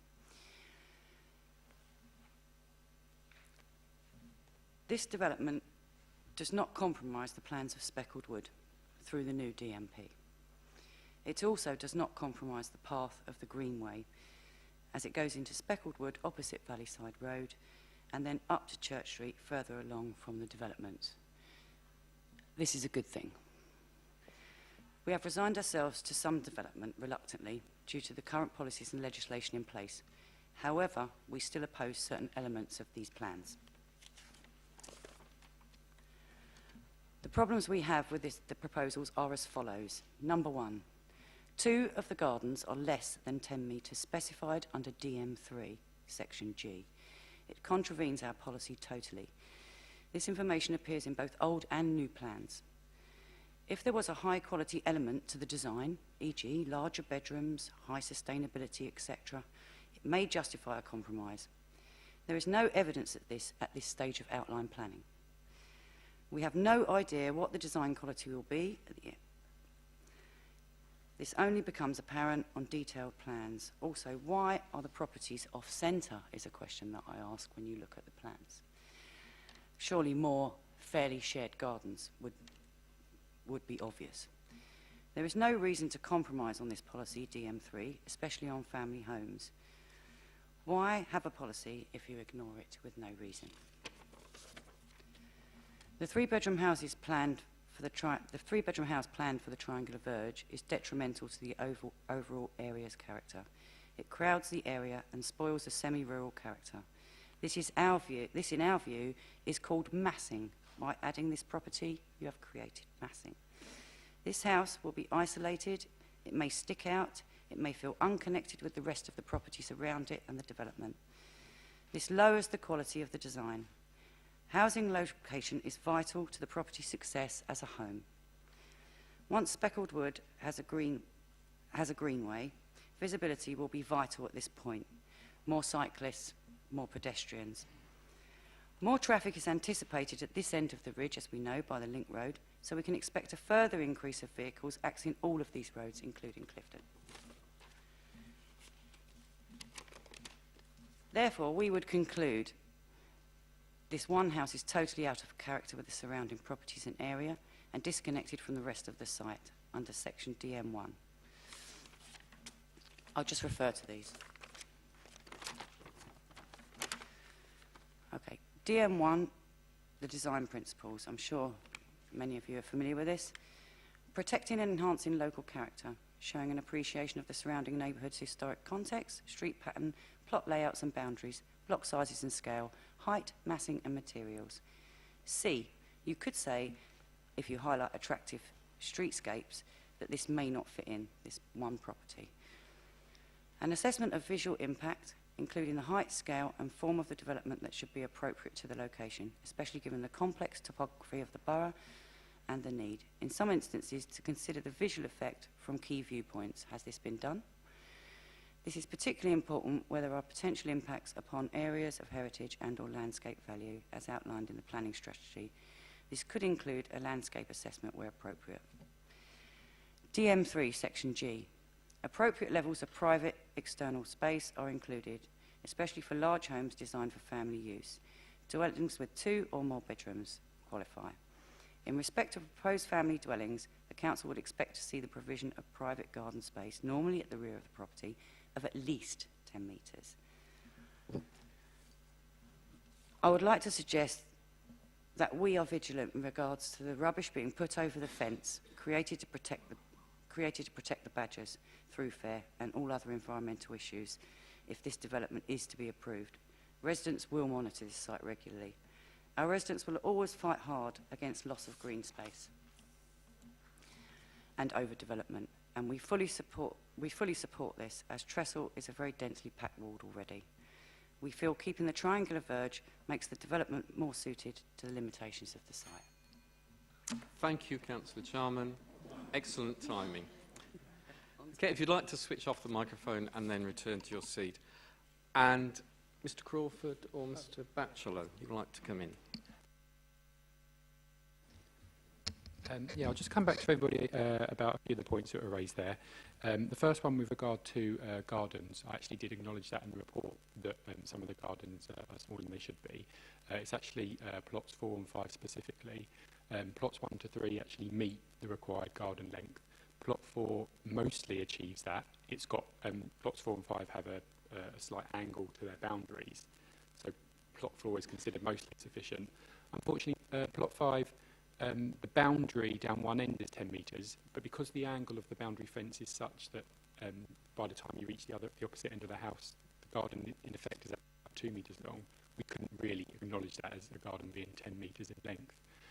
Now, again, we appreciate that there is a policy saying that you should achieve garden sizes of 10 metres, but in my professional experience, that policy isn't something that we can enforce strictly. There has to be an element of judgment to that. And otherwise, this development is providing 5 new houses, and we need to provide more houses within the borough. There was also concern that there wasn't anything particularly special about this proposal in order to outweigh that kind of reduction in garden space. It should also be noted that rarely, I think, in our experience, this house is actually achieving our new standard in terms of room sizes for properties, and we don't actually usually get that in many of our developments. They're usually smaller than they should be. That new room sizes policy is not yet adopted, but the fact they're meeting it when it's not adopted is actually quite an achievement. There will also be some benefits that can be secured by condition. So this application is in outline form, so there aren't any details about its design. But one of the conditions that is recommended is securing some kind of sustainable and green design in the building to make sure that there's some kind of CO2 reduction as part of it. So all those things are considered some benefits to the proposal. One of the other comments was that the development is off-centre at some point. I think that's referring to plots 2 and 3 in the middle, where one of the plots actually has a much bigger garden than the other. That's actually an intentional design because they also have to take into account the way in which these buildings would impact on the neighbouring properties. And so there has to be certain distances in terms of window-to-window overlooking gardens, making sure there's no overshadowing, that kind of thing. And so, yes, it is off-centre when you look on the plan, but that's intentional to overcome those other concerns. The corner house, I suppose that's just a matter for the councillors here to consider whether or not they think that harms the area. I do not think it does. There is a step in some of those houses in that area anyway. I appreciate that this property would appear a little more isolated, but my assessment is that given that they've indicated there'll be a kind of split level design, there'd be sufficient garden space provided otherwise, there'd be some boundary treatment in terms of hedging and landscaping, I don't think it would detract from the kind of character and the quality of the area. In terms of traffic, you'll see that there are comments from the Highway Authority that they don't object to it. Again, I should point out that we have to appreciate this is a scheme for 5 units, and when you take that into the context of the amount of traffic that probably already uses the road, it's not considered to be a high increase in traffic flows or parking requirements. And then just going back to the corner plot as well, I think there was a comment about keeping the verge. Again, that's about character and impact on the character and how the area looks. I mean, I've already made a recommendation that I don't think it harms the character of the area, but it's probably worth adding that verge isn't protected. It's got no designated status. You know, it's not a designated open space. It's not a designated wildlife area. It's just a piece of verge that's not been developed in the past. Thank you. Any questions to our officers? No? Oh, sorry, Councillor Rogers. Thank you, Chair. I noticed under the objections that someone has put there are covenants protecting the land from development. Can you comment on that? Unfortunately, I don't have any details of the covenants, but we can't really take them into account as part of the planning process anyway. I mean, if they were to apply, then somebody would have to seek that legal matter privately, but they can't be taken into account as part of the planning decision. Okay, so even if the covenants do apply and we grant planning permission, those covenants, if they were invoked, could prevent the development ever actually happening, but it's not a planning consideration. Okay, who would like to begin the discussion? Well, I'll make 1 or 2 initial comments. First of all, it's very rare that we actually get comments in support of planning applications, isn't it? We have 2 from 2 local, well, Clifton Court care home and from a resident of Grenham Court. And a lot of the objection letters are, of course, objecting to development within Speckled Wood. This is not development within Speckled Wood. If it were, I would be totally opposing it, as I have done previously. And it's by permitting sites like this that we can actually protect areas like Speckled Wood, which certainly I, over many years, and many others have wanted to protect. If we turn down sites that are adjacent to excellent sites like Speckled Wood, then there is less protection, in effect, for these sites we want to preserve. I don't have a problem with this. It's an outline application. Church Street, of course, has not been in use as a street as such since the properties there were demolished, I believe, in the early 60s due to subsidence, I think. If and when the Greenway comes into being, this will be the route of the Greenway, and for this section of it, it will obviously still be an accessible route for cyclists and pedestrians. I don't think I'll say any more at this moment. Would Councillor Beanie? Yes, I mean, I appreciate the objections, but I think on balance this is a very creative use of this space, so I would like to propose we accept the Thank you. Councillor Dowling. I second that reserves right. Thank you. Councillor Scott. Two points really in terms of conditions applied. Number 7, which looks at looking after the badges, if you like, A's and B's, looking at creation of sloping escape ramps. How is that enforced? We condition that and we expect developers to comply, but how do we monitor that and make sure that actually what we're saying here is actually adhered to? The second point really is a minor point, and that's about the highways and the use of a smaller freighter. I think someone's indicating that a 26-ton freighter, refuse freighter, would not have the ability to manoeuvre, shall we say, but a smaller freighter would. Are we conditioning that so that are we able to condition that, for example, to indicate that a smaller freighter needs to be used? Don't know. You mean for refuse collection? Refuse collection, a refuse freighter, yes. Well, we can't put a condition on the developer for the type of vehicle that the council's refuse collection means. Is that what you're talking about, or have I misunderstood you? I'm thinking more how we can make sure that the access is adequate, really. You know, that's the main point. Okay. Sorry, Mr. Batchelor. Okay, Mark, come back to you about the badges and the monitoring of the condition, but in relation to the refuse, we can't condition the type of refuse vehicle that we use along the street. I think that would be appropriate for us to do that, but by its design, ourselves as the council should realise that we cannot fit a vehicle of that type down there, and so they'll have to adapt the methods. The council have to adapt the methods they use for collecting rubbish in that street, and they've already begun to do that for other developments in the town, and do so anyway because historically there are many places in the town that have small narrow streets. So there should be a range of vehicles in place to collect refuse. Yeah, I'm aware as part of the new joint waste contract that Kia do have a smaller refuse freighter for parts of the old town, for example. So maybe we can look at that internally and work that one out. But my main concern is around the monitoring of the condition for badgers and making sure they're looked after in terms of mitigation. Mr. Davidson. Thank you, Chair. Obviously, there's a condition on there that no development shall take place until a full management plan is submitted to the local authority. So we would not actually allow the development to take place until we were fully satisfied that the terms of the management plan and the monitoring were actually sound. As for the monitoring of the site after that, that's a matter for your council officers to engage with the applicant and the developer to ensure that the conditions are being monitored, and that's part of the planning enforcement role that we have. And in addition, I'm sure, knowing some of the residents around that area, they will make sure that as soon as the slightest breach of those sorts of conditions, the council's enforcement officers will be informed, and I do hope they will.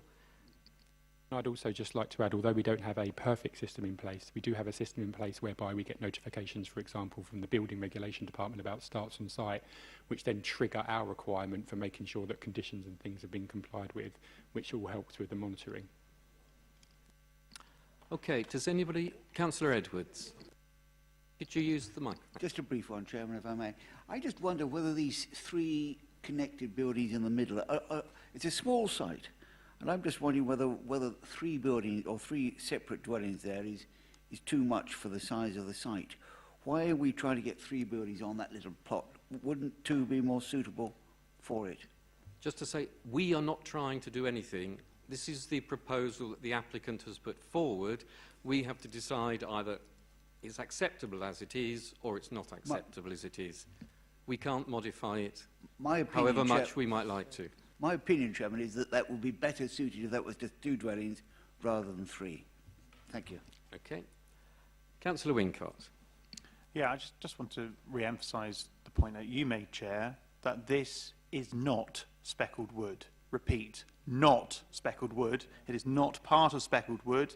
And you might have noticed in some of the objections, I am named in some of that correspondence for having turned down an application on speckled wood. I do not consider this to be speckled wood, and I think this is a good development, well placed. I think we should vote for it. Thank you. Councillor Dowling, you wish to reserve the right? Only to say that it is an outline planning permission. It's not the full planning permission. We still have another bite of the cherry if we believe that the buildings are not the correct buildings in the right place at the right time. We can have another look at it then. So yes, as an outline planning permission, I would go for it. Thank you. And Councillor Beanie, as the proposer, you have the right of reply. Is there anything you wish to add? Okay, then we'll go to the vote. It has been proposed and seconded that permission be granted subject to the conditions set out in the report. All those in favour, please show. That is unanimous. Thank you. The next item on the agenda is the Ramparts, 101 Castle Hill Road. So that's the next one. If you don't wish to stay for this item, then obviously please leave. We are going to continue with the Ramparts, 101 Castle Hill Road. Mr. Crawford, sorry.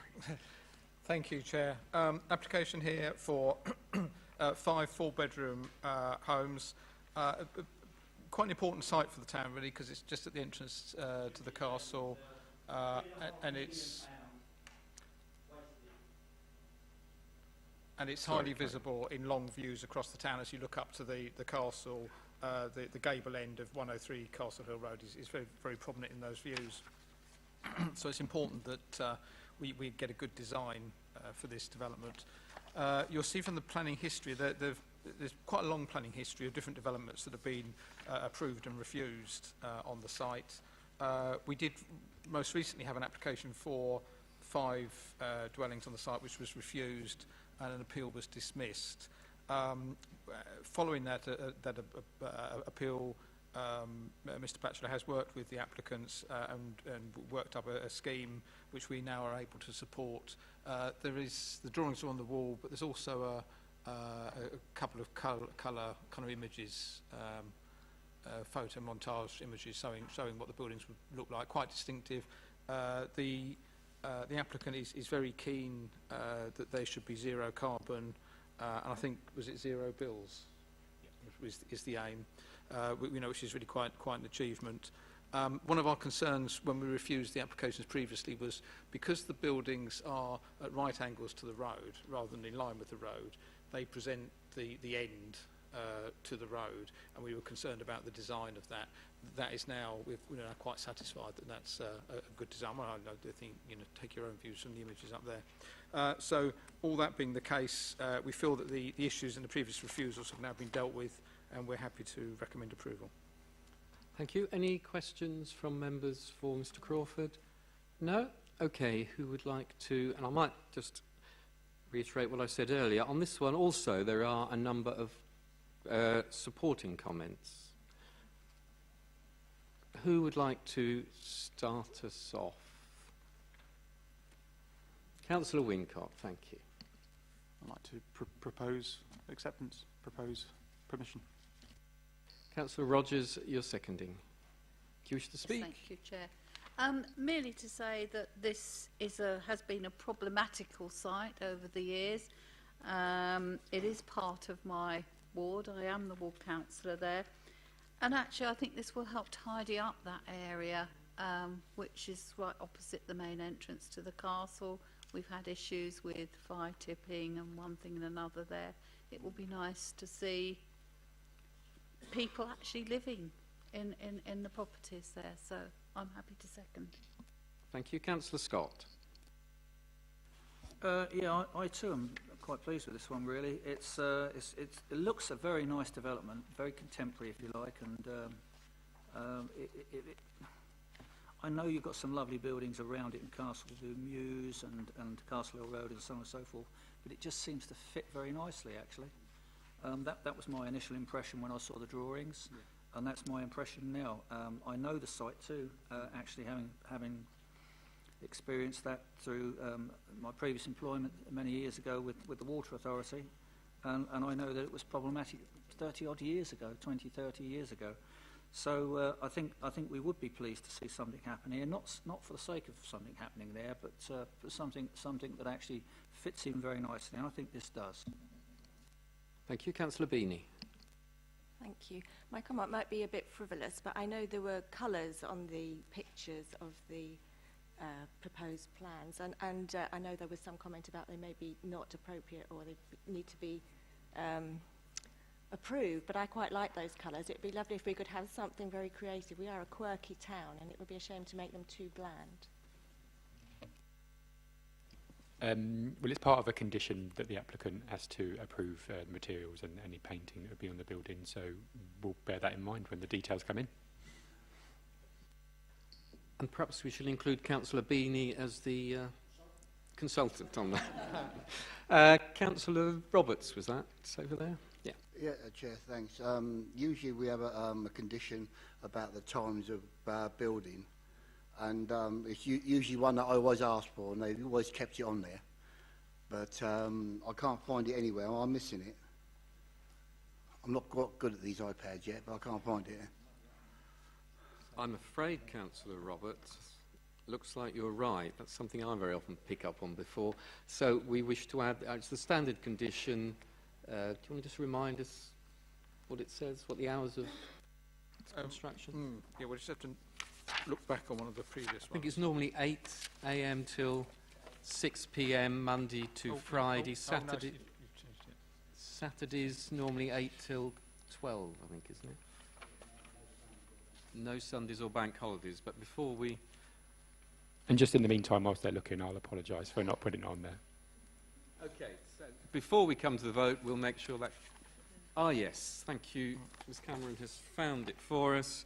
With the exception of internal works, the building works required to carry out the development allowed by this permission must only be carried out within the following times: 8 a.m. till 6 p.m. Monday to Friday, 8 a.m. to 1 on Saturdays, and no working on Sundays or public holidays. So are you happy to include that with your proposal? Okay, any other comments?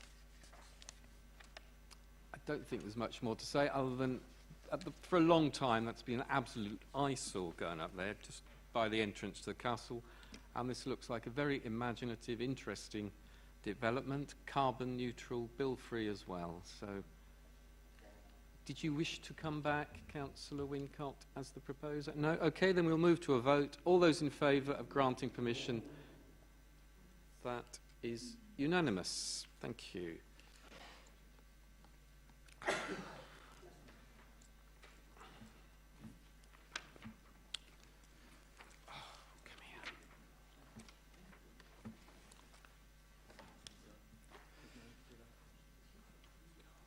Okay, the next item is land off Robert Tressel Close. Mr.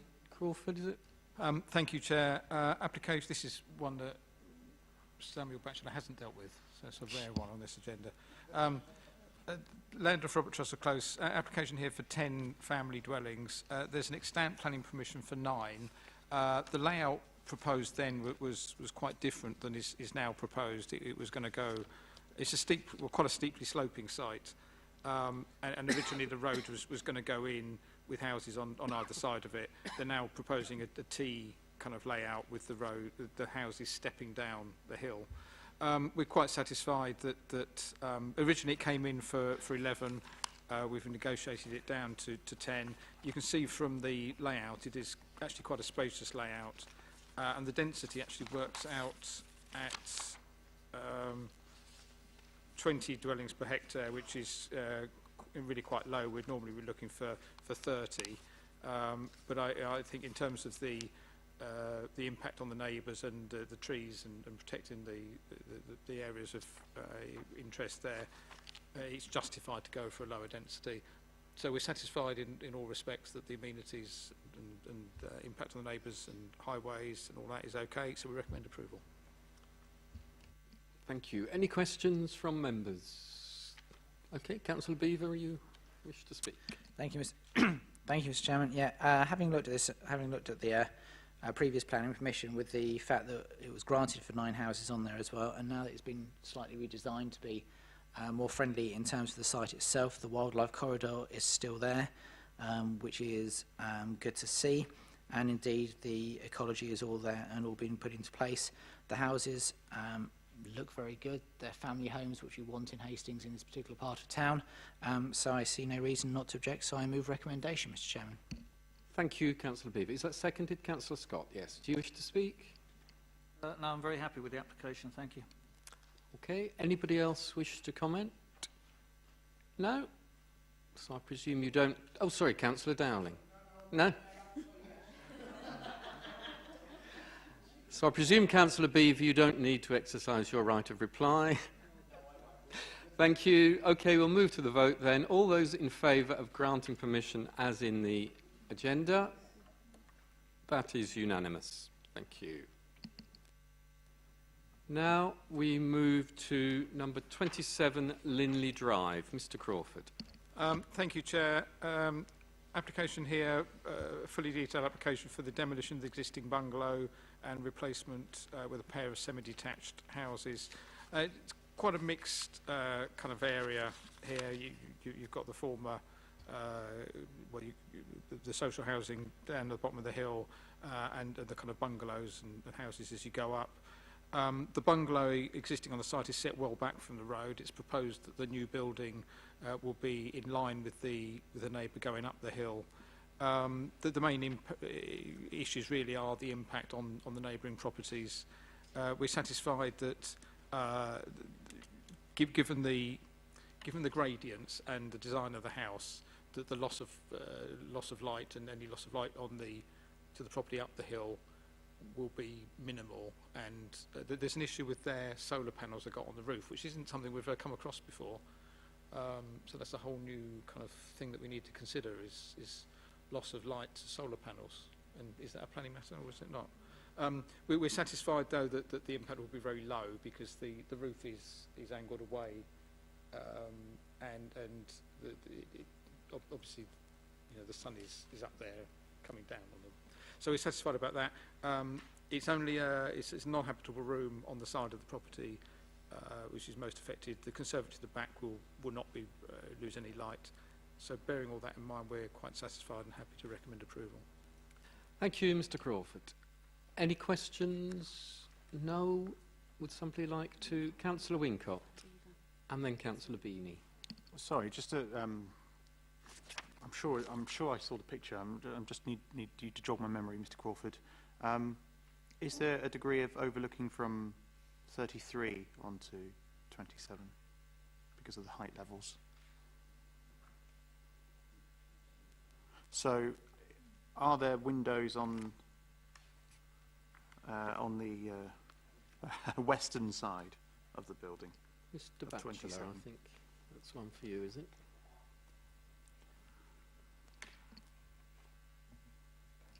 So just to clarify, the southwestern side. The southwestern side of the proposed development.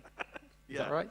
Yes. Are there windows there, and can they be overlooked by number 33? Is it because it's quite close? Yeah. Do you mind if I just take a moment? Yeah, sure. I'll come back to you about that. Councillor Beanie. Thank you, Chair. Yeah, well, no, because it's a question to Mr. Crawford, really. On the solar panels, if they have an economic loss, will there be any legal liability on anybody? Not as far as we can tell. No, but the impact will be very, very small because of the shape of the roof. So that the roof, it will cast a triangular shadow across it, moving across. So it would, if it was going to completely obliterate the sun, that we would be, you know, we would have done a lot of research into the impacts of that. But the impact is going to be very small. Okay, Mr. Batchelor, have you got the answer? Yeah, just coming back to Councillor Wincott. Sorry that I didn't know immediately. But yeah, there's one window in the side elevation. It's a bathroom window, so it's proposed to be obscured. Any further comments? It has been proposed. No, it hasn't. Sorry, I'm getting ahead of myself. Councillor Beaver. See, I knew that's what you were going to do. Exactly. In which case, Mr. Chairman, I will propose it. Although, again, in deference to Councillor Roberts, I don't believe there is the times issues on it again in terms of the building. So I would assume we can add that to it as well. So I would propose that we grant permission with the additional time condition on there as well. Thank you. Councillor Rogers, you were next. Yes, I'm happy to second with the addition of the timings clause. Does anybody else wish to speak?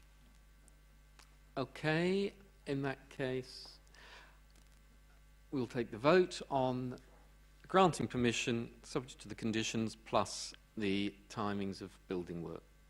Those in favour, please show. That again is unanimous. Thank you, Chair. And next is the Town Hall, Queen's Road. Mr. Crawford, are you going to introduce this one?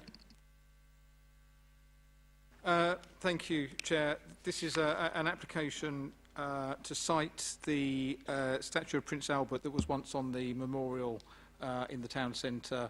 It's been in storage ever since the memorial was demolished. It's proposed to site it on a plinth outside the town hall. We have already given listed building consent under our delegated powers because it's not attached to the listed building. It doesn't have any impact on the listed building. It's been referred to this committee by the chair. We recommend approval, but we're obviously happy to listen to the debate. Does anybody have any questions first? Councillor Wincott. So, the current state of this statue, can that be taken into account when determining whether we grant permission or not? Because if it's likely to bring down an area because of how badly it looks at the moment, then why would we grant permission for something that makes it look more ugly?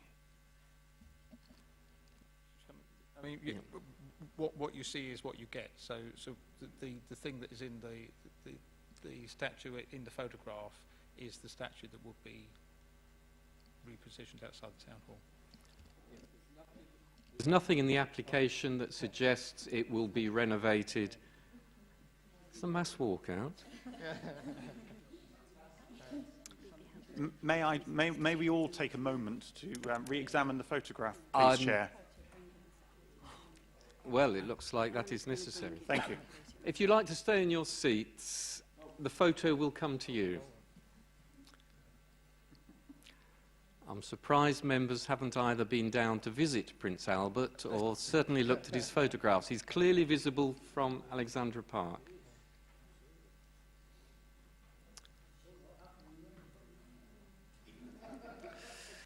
And I believe Councillor Dowling was involved in removing him.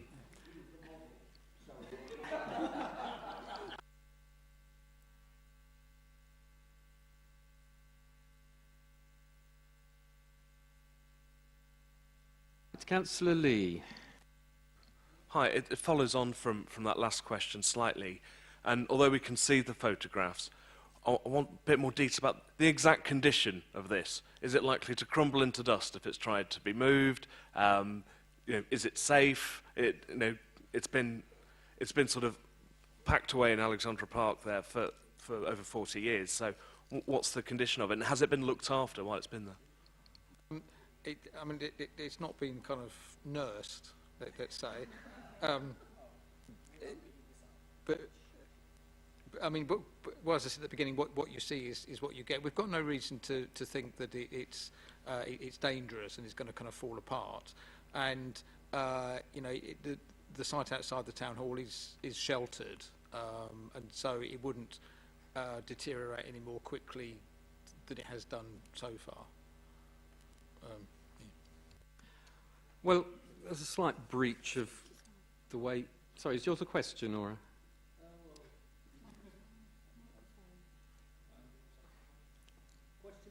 Well, do you have a question, is what I'm asking you? Could you use your microphone, please? Well, if we're into the main discussion, we're not yet, are we? Do you have a question, is my question.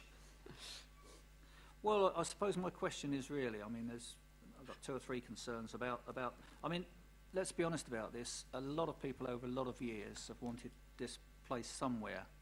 And I suppose it seems, the town hall seems as appropriate as anywhere. My question really is, and my concerns would be about vandalism to it.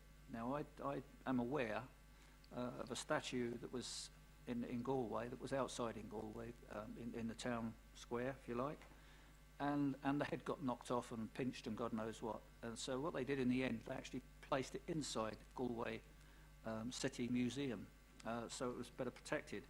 I mean, so my question is really, I suppose, how will we stop vandalism to what really, after all, is a statue that a lot of people have a lot of affection for? Yeah, it is. I mean, it would be tucked in behind the railings. You've got the ramp that comes into the entrance to the community contact centre, so it would be tucked in behind there. So you know, it's not something that you would kind of take a swipe at as you walk past. But yeah, if somebody wanted to knock its head off, I mean, it is relatively low down.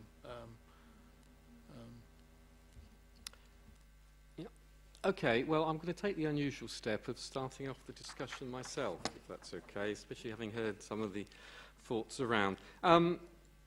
I found a document called Public Sculptures of Sussex Database, in which this statue is described, and this is University of Brighton and the Public Monuments and Sculpture Association, says the Prince Albert statue severely eroded, few features left on the face, looks to have been coated in cream paint at some time, and this is peeling off all over the statue.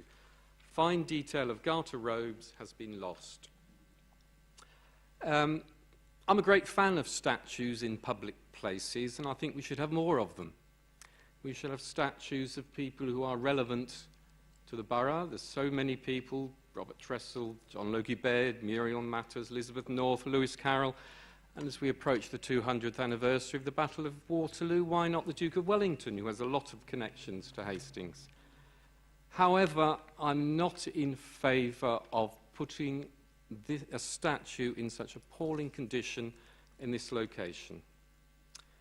I could see my way to supporting reinstating the memorial in its old position, or a new memorial.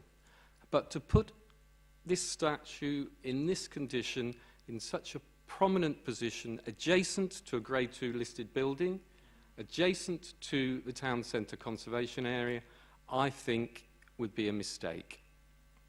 Now, should somebody wish to propose refusal, I have prepared some reasons.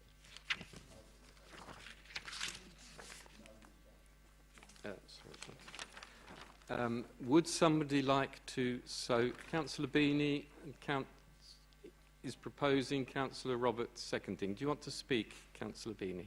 I would like to speak because I really wanted to like Albert, but I've seen him and I'm afraid he is very, very weathered, and I think he would be an embarrassment, so I'm very happy to second. You're proposing, actually. Councillor Roberts is going to second. Yes, Chair. Knowing this statue really well, having worked in the park for 37 years, it is in a poor state. There's no getting away from it. And it's amazing looking at that photo that was handed around, what Photoshop can actually do. Because that bears no resemblance to what the statue looks like.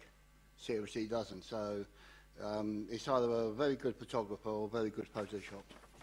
But no, I have no hesitation in seconding, Chair. Councillor Edwards. Chairman, I'm not quite sure whether you're objecting to the position where it's going, whether that it's proposed, or whether it's the state of the actual statue itself. If it is the state of the statue and we turn this down, surely the logic is then it just be destroyed because it's never going to be put anywhere.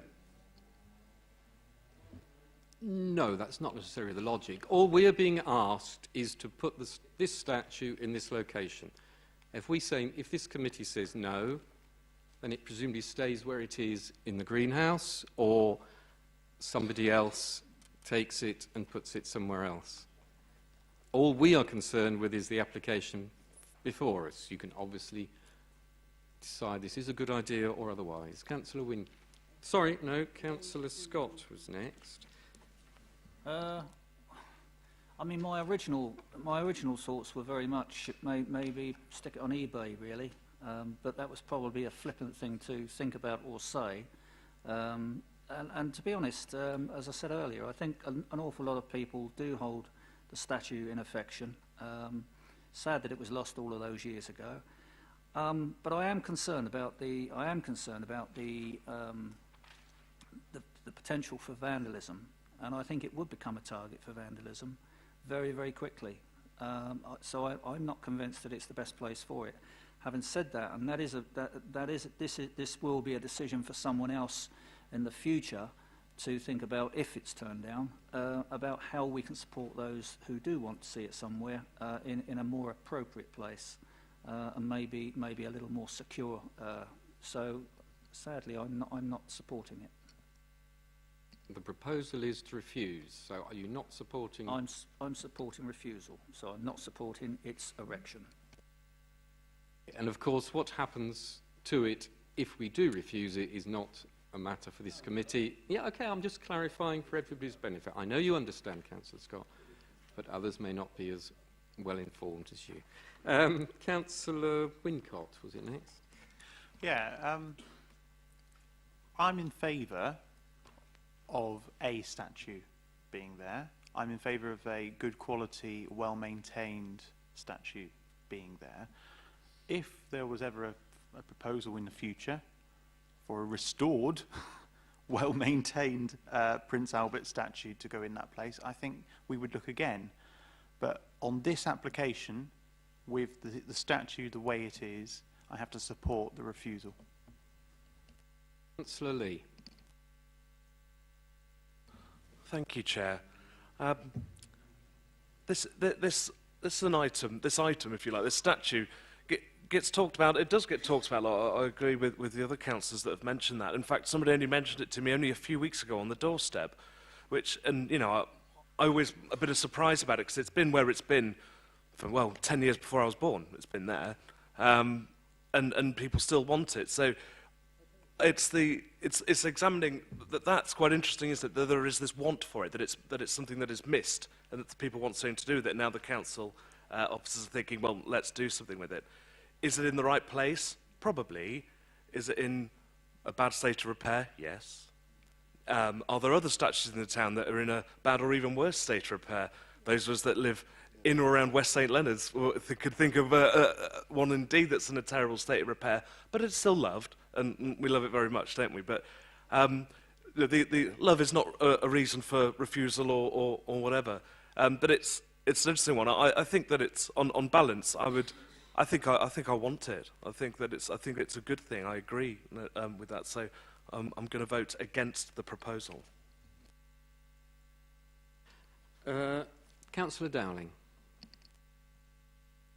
Yes, thank you, Chair. Originally, this statue was never at ground level. It was looked up to. It was a way away from the populace. To have the statue in its present state, staring somebody in the face as they walk up the slope, is going to be not a particularly nice experience. To be quite honest with you, the poor old thing has suffered over the years, and it's lost part of its, whether it was a mace or whatever it was, that actually went, when it come off of the memorial itself, it just never ended up in Alexandra Park with that in its hand, or half of it anyway. And the damage to the face was quite disastrous, really. And I just think it would be wrong to have it so close to somebody that's looking at it straight in the face. If it was up one floor, it would make a lot more sense. But to have it on the ground like that, then I'm afraid it's not right. Yeah, as you say, I've got an illustration of the original memorial here, and this statue was some 5 or 6 metres above ground level at the time. So, if nobody else wishes to say anything further, Councillor Beanie, you have the right of reply. Well, I would just like to reiterate what Councillor Roberts said, which is that the photo makes this statue look much better than it is. I think if you haven't seen the original, it's quite deceptive, because it is very, very weathered, as has been said. And I think it's great in the greenhouse, but I'm not sure that it'd be right by the town hall in this conservation area. And particularly for members in the public gallery who haven't actually seen the reasons for refusal, the poor condition of the statue would be detrimental to the adjacent town centre conservation area and the setting of Hastings Town Hall, a Grade 2 listed building, contrary to the following policies.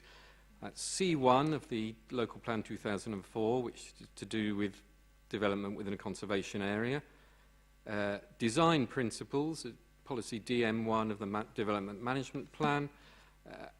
Policy HN1, developments affecting the significance and setting of designated heritage assets.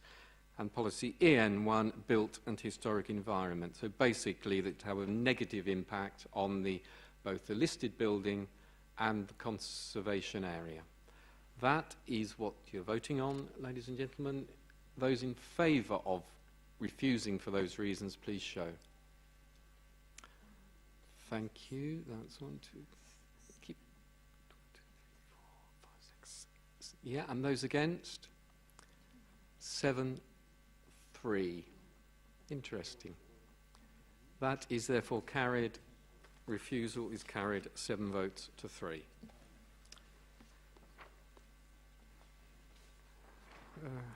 Sorry, I'm looking for my agenda. The final item on the agenda is Charles Road West. Thank you, Chair. Just one point. Just Elevations have asked us just to make clear that they're not the agent working anymore. It's of no real consequence, but just for the record, they're not the agent. Back in 2006, we resolved to grant planning permission for 10 dwellings on this site. The 106 agreement for highway works wasn't signed. We brought it back to committee in October 2014 because they were thinking about going ahead with the work. At that time we said, well, you then need to have affordable housing because we'd adopted the affordable housing policy. Since October 2014 we've had the announcement that we shouldn't be applying affordable housing for developments of 10 or less, and so we need to go back to the original resolution to grant subject to a 106 for highway works but not affordable housing.